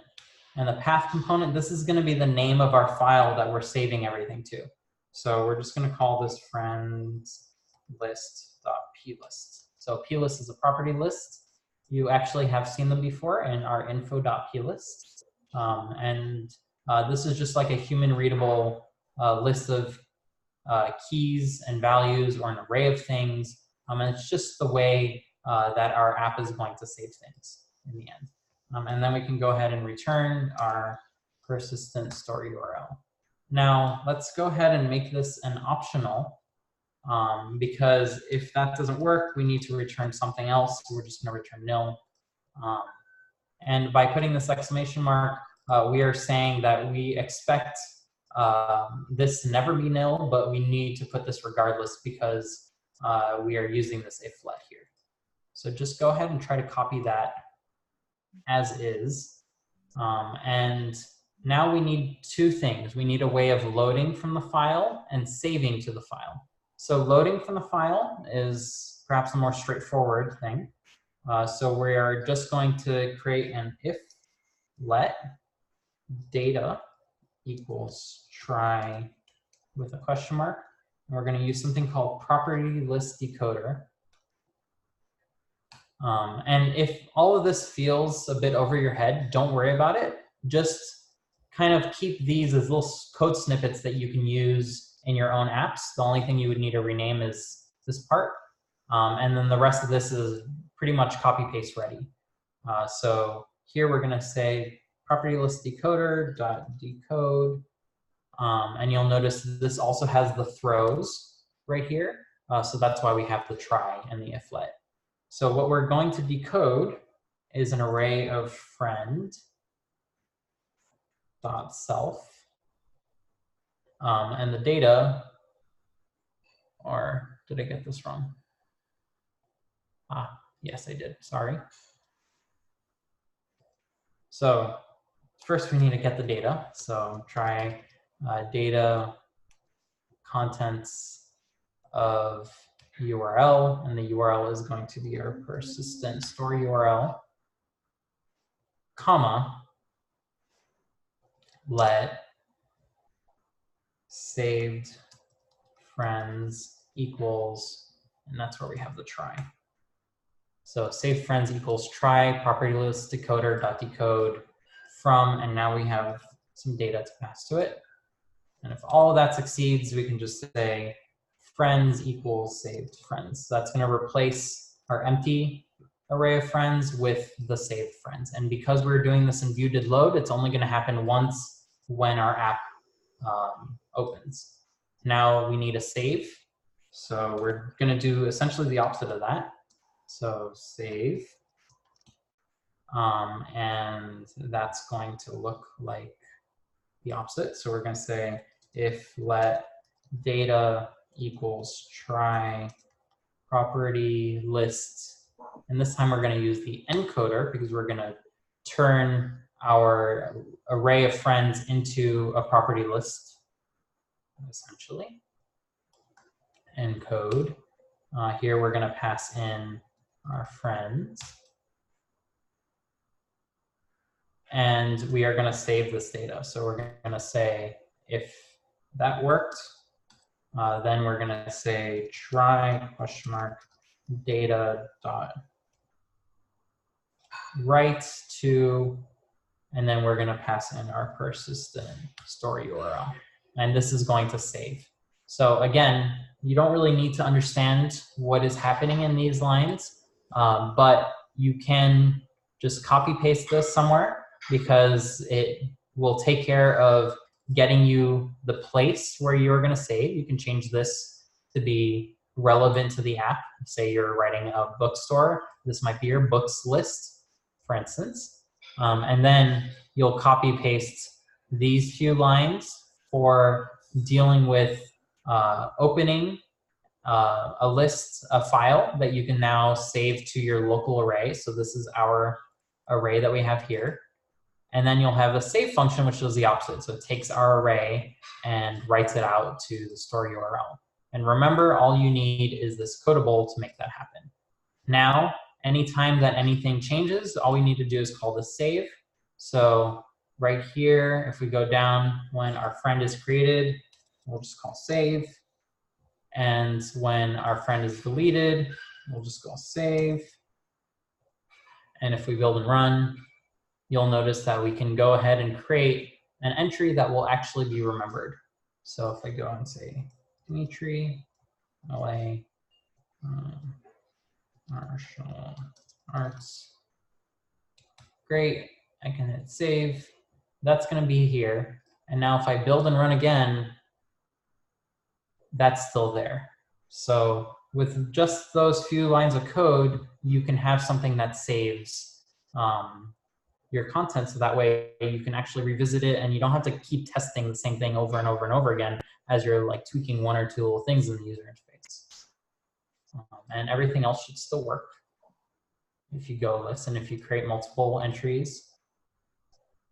So I can add my wife.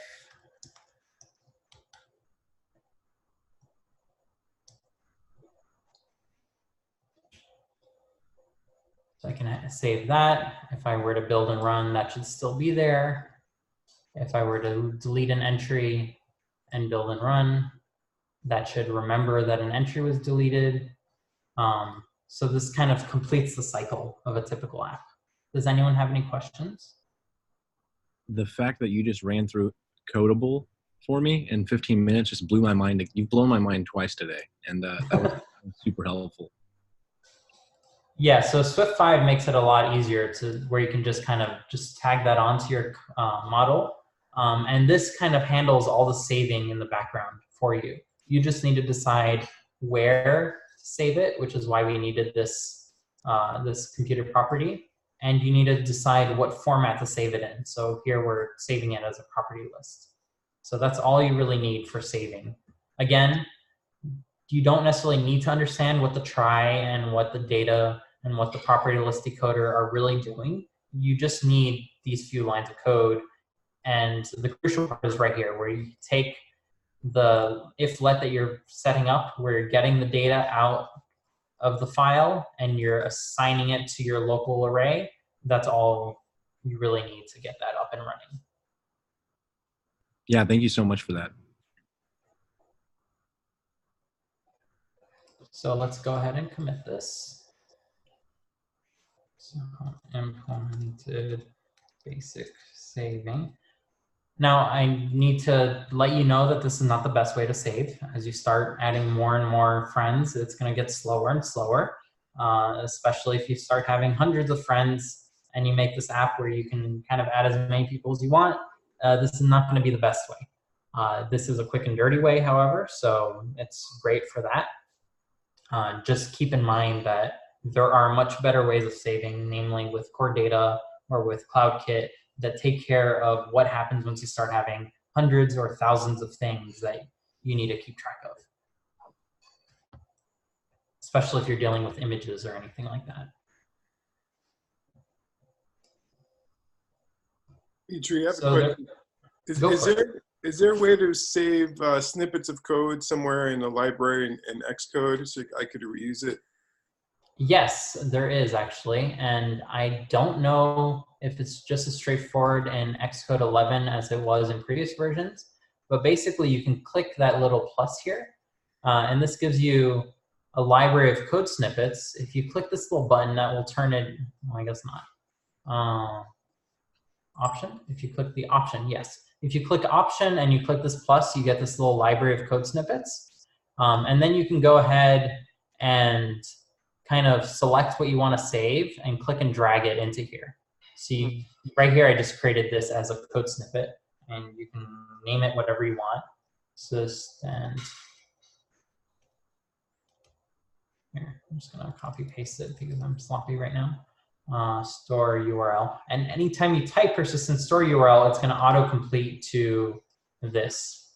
And there are special ways where you can add tokens and all that. So if you check on all of these, they have like little tokens that show up on your autocomplete. You can set that up as well. But like this is the quick and dirty way of doing it. So that way, if you forget what it is, all you have to do is type persistent store. I guess that isn't autocomplete. Let's try. You should be able to just double click this and that'll put it in.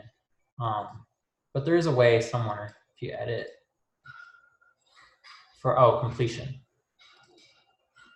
So if you enter completion here and you hit done, and now when you type that, it should autocomplete.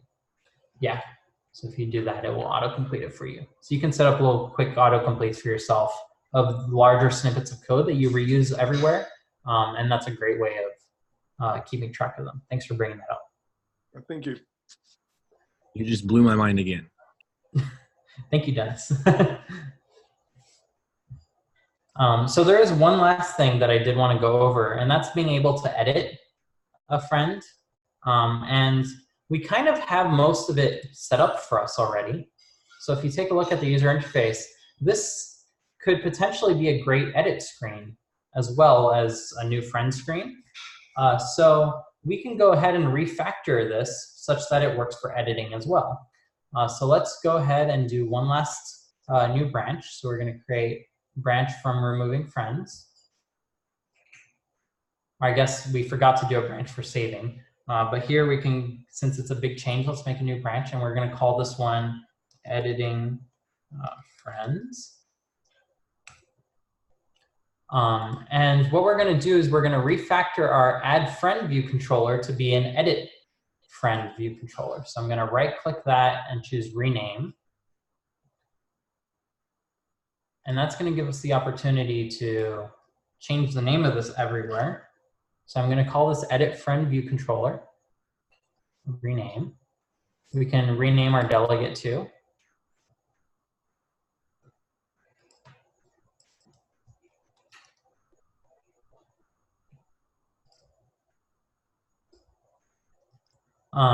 And what we need in this case is a way to communicate to our add friend view controller that there exists an old name that we want, an old friend that we want to edit. So let's go ahead and create a new property, and we'll call this one old friend to be very specific, of type friend.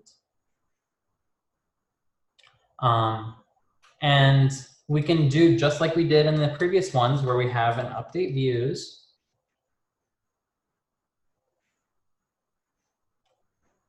Func.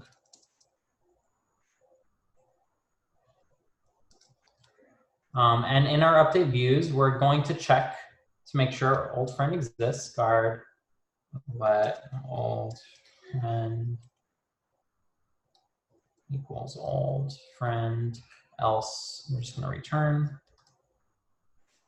And if old friend exists, we're just going to assign it to all of our properties. So name text field dot text equals old friend dot name hometown text field dot text equals old friend dot hometown. And in the case of the actual hobbies, we need to make sure that old friend has any hobbies before we fill in the text fields.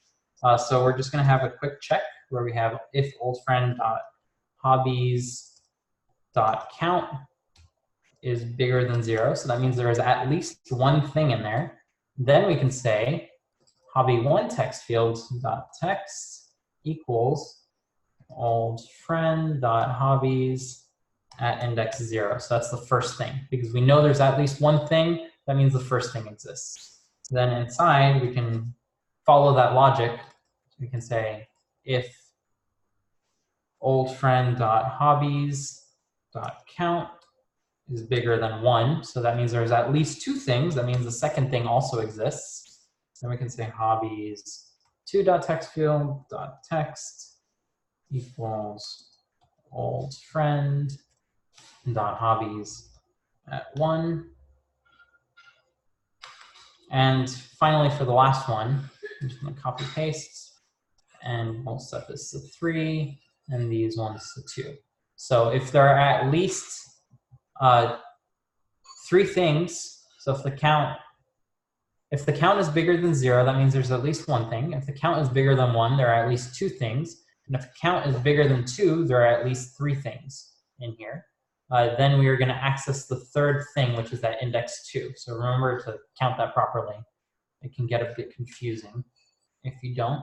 But that should be all we need to check if an old friend is set to actually go and propagate that. When our view did load is called, we're just going to go ahead and call update views. So just like in the other file, we're doing the same pattern.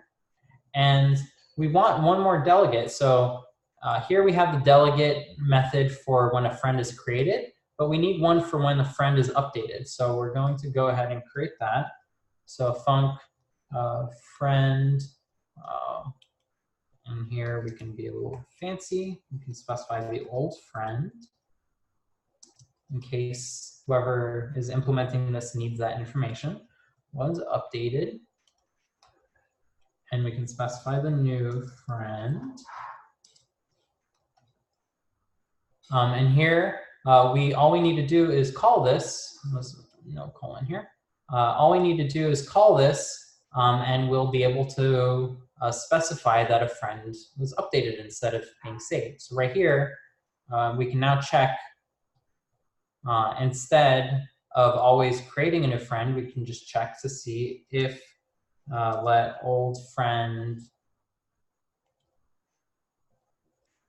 equals old friend. So if a friend is specified, then we're gonna go ahead and update. Otherwise, we'll go ahead and create like we were doing before. So here we can say delegate dot friend was updated. So we'll specify the old friend and we'll pass in the new friend. So, or the updated friend, I should say. And I believe that's all we need to change in this file. So to go over that one more time, we set up a property to represent a friend if it already exists. This will be set and it won't be nil. Upon loading, we're going to go ahead and update the views with any information from the old friend. Again, only if it's not nil. If it is nil, we're just going to do nothing. And when the save button is pressed, if there is an old friend, then we're going to update. Otherwise, we're going to create. So with all that set up, we can now go back to our table view.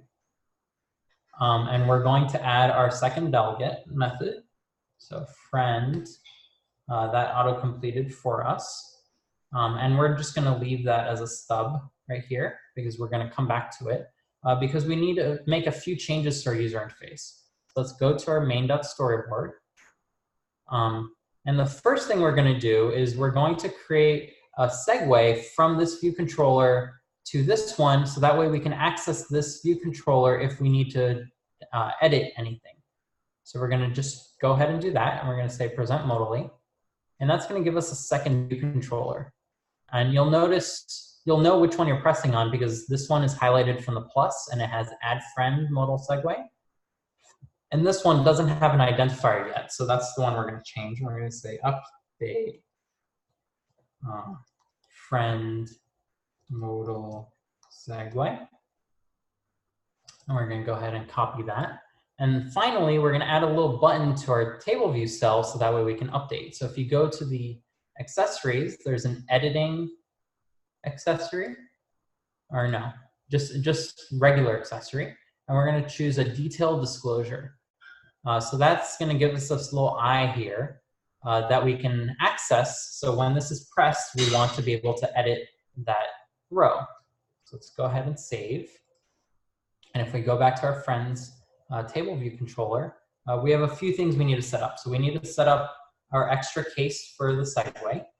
So let's go ahead and get that out of the way. So case update friend modal segue.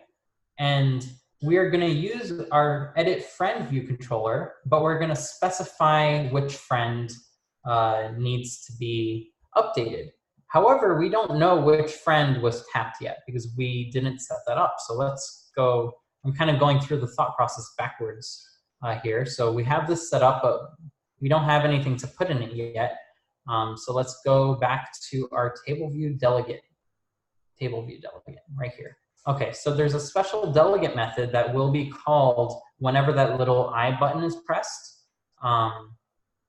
And I believe it's called accessory button tapped for row width.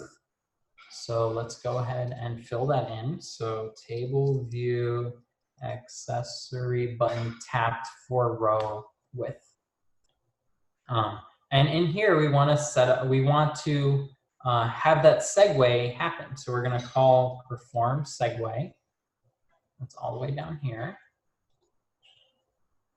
Update friend modal segue. So that's the same one we had copy pasted. And the sender is just going to be us. So we're going to put in self. But we need to communicate this index path somehow. So at the very top,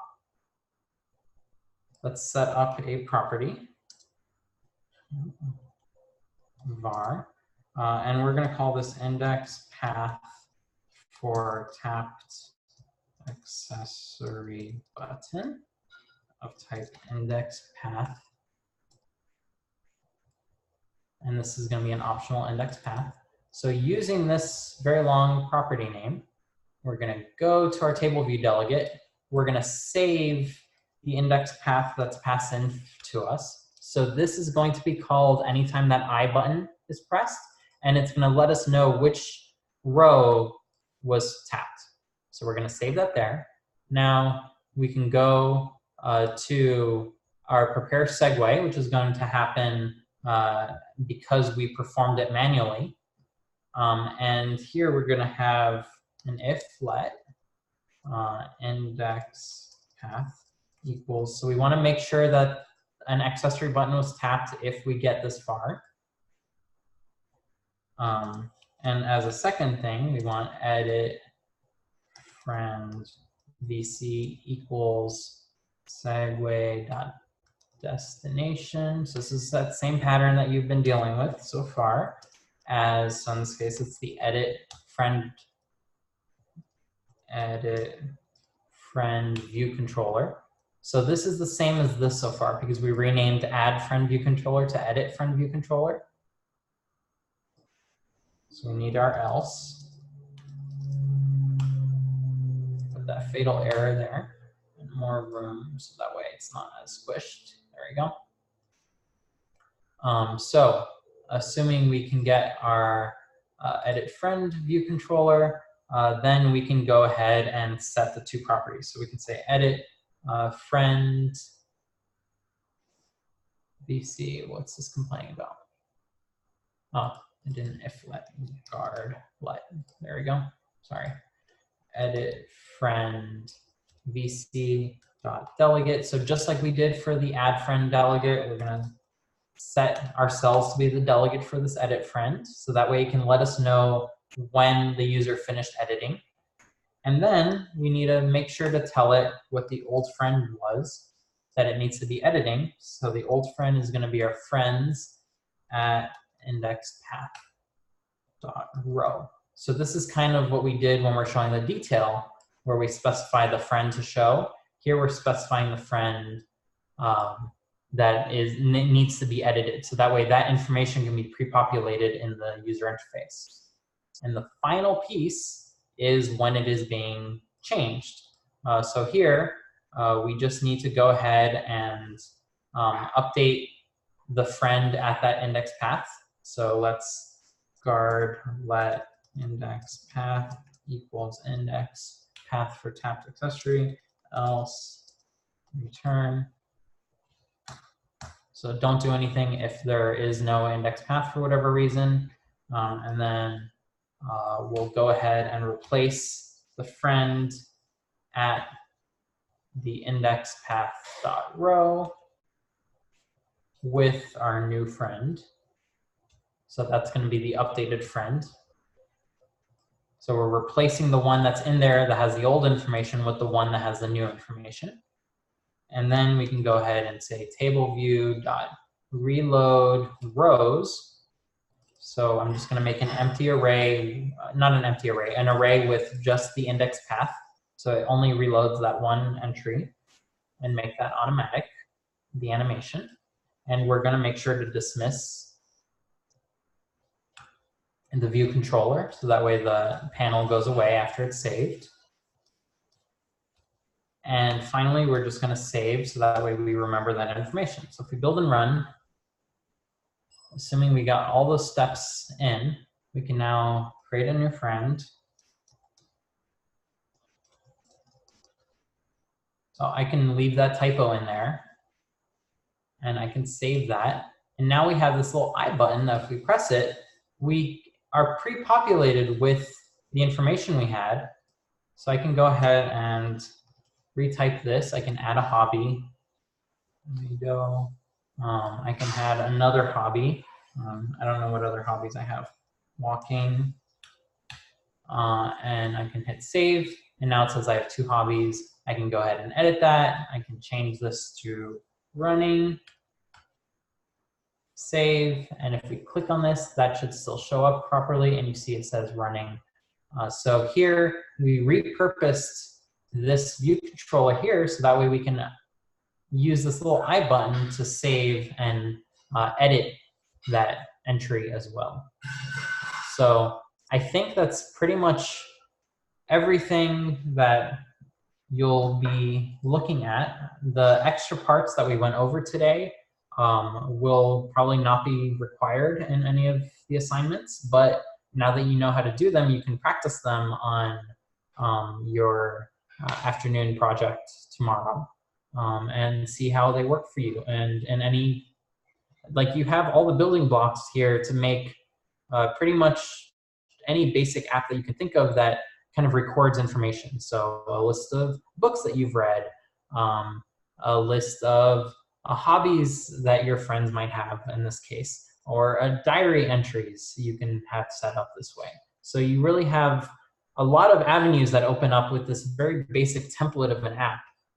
So I encourage you to play around with it, and if anyone has any questions, I can answer those right now.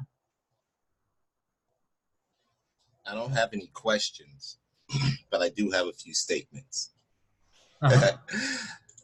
for everybody that stayed and watched this and was paying attention and you have this, do yourself a favor and save this video when he puts it up.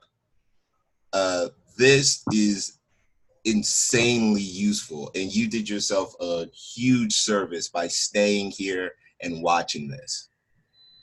And that's it. That's all I have to say. Thank you for spending the time to show us. Thank you for sticking around. I'm sorry I went over. I didn't mean to. I was hoping to get it done within the first 2 hours, but that first hour went really quickly. No, you made it completely worth their while. Especially because I'm going to stay up and code anyway. So. So that's it. I'll let Hector stop recording then, if no one else has any questions. And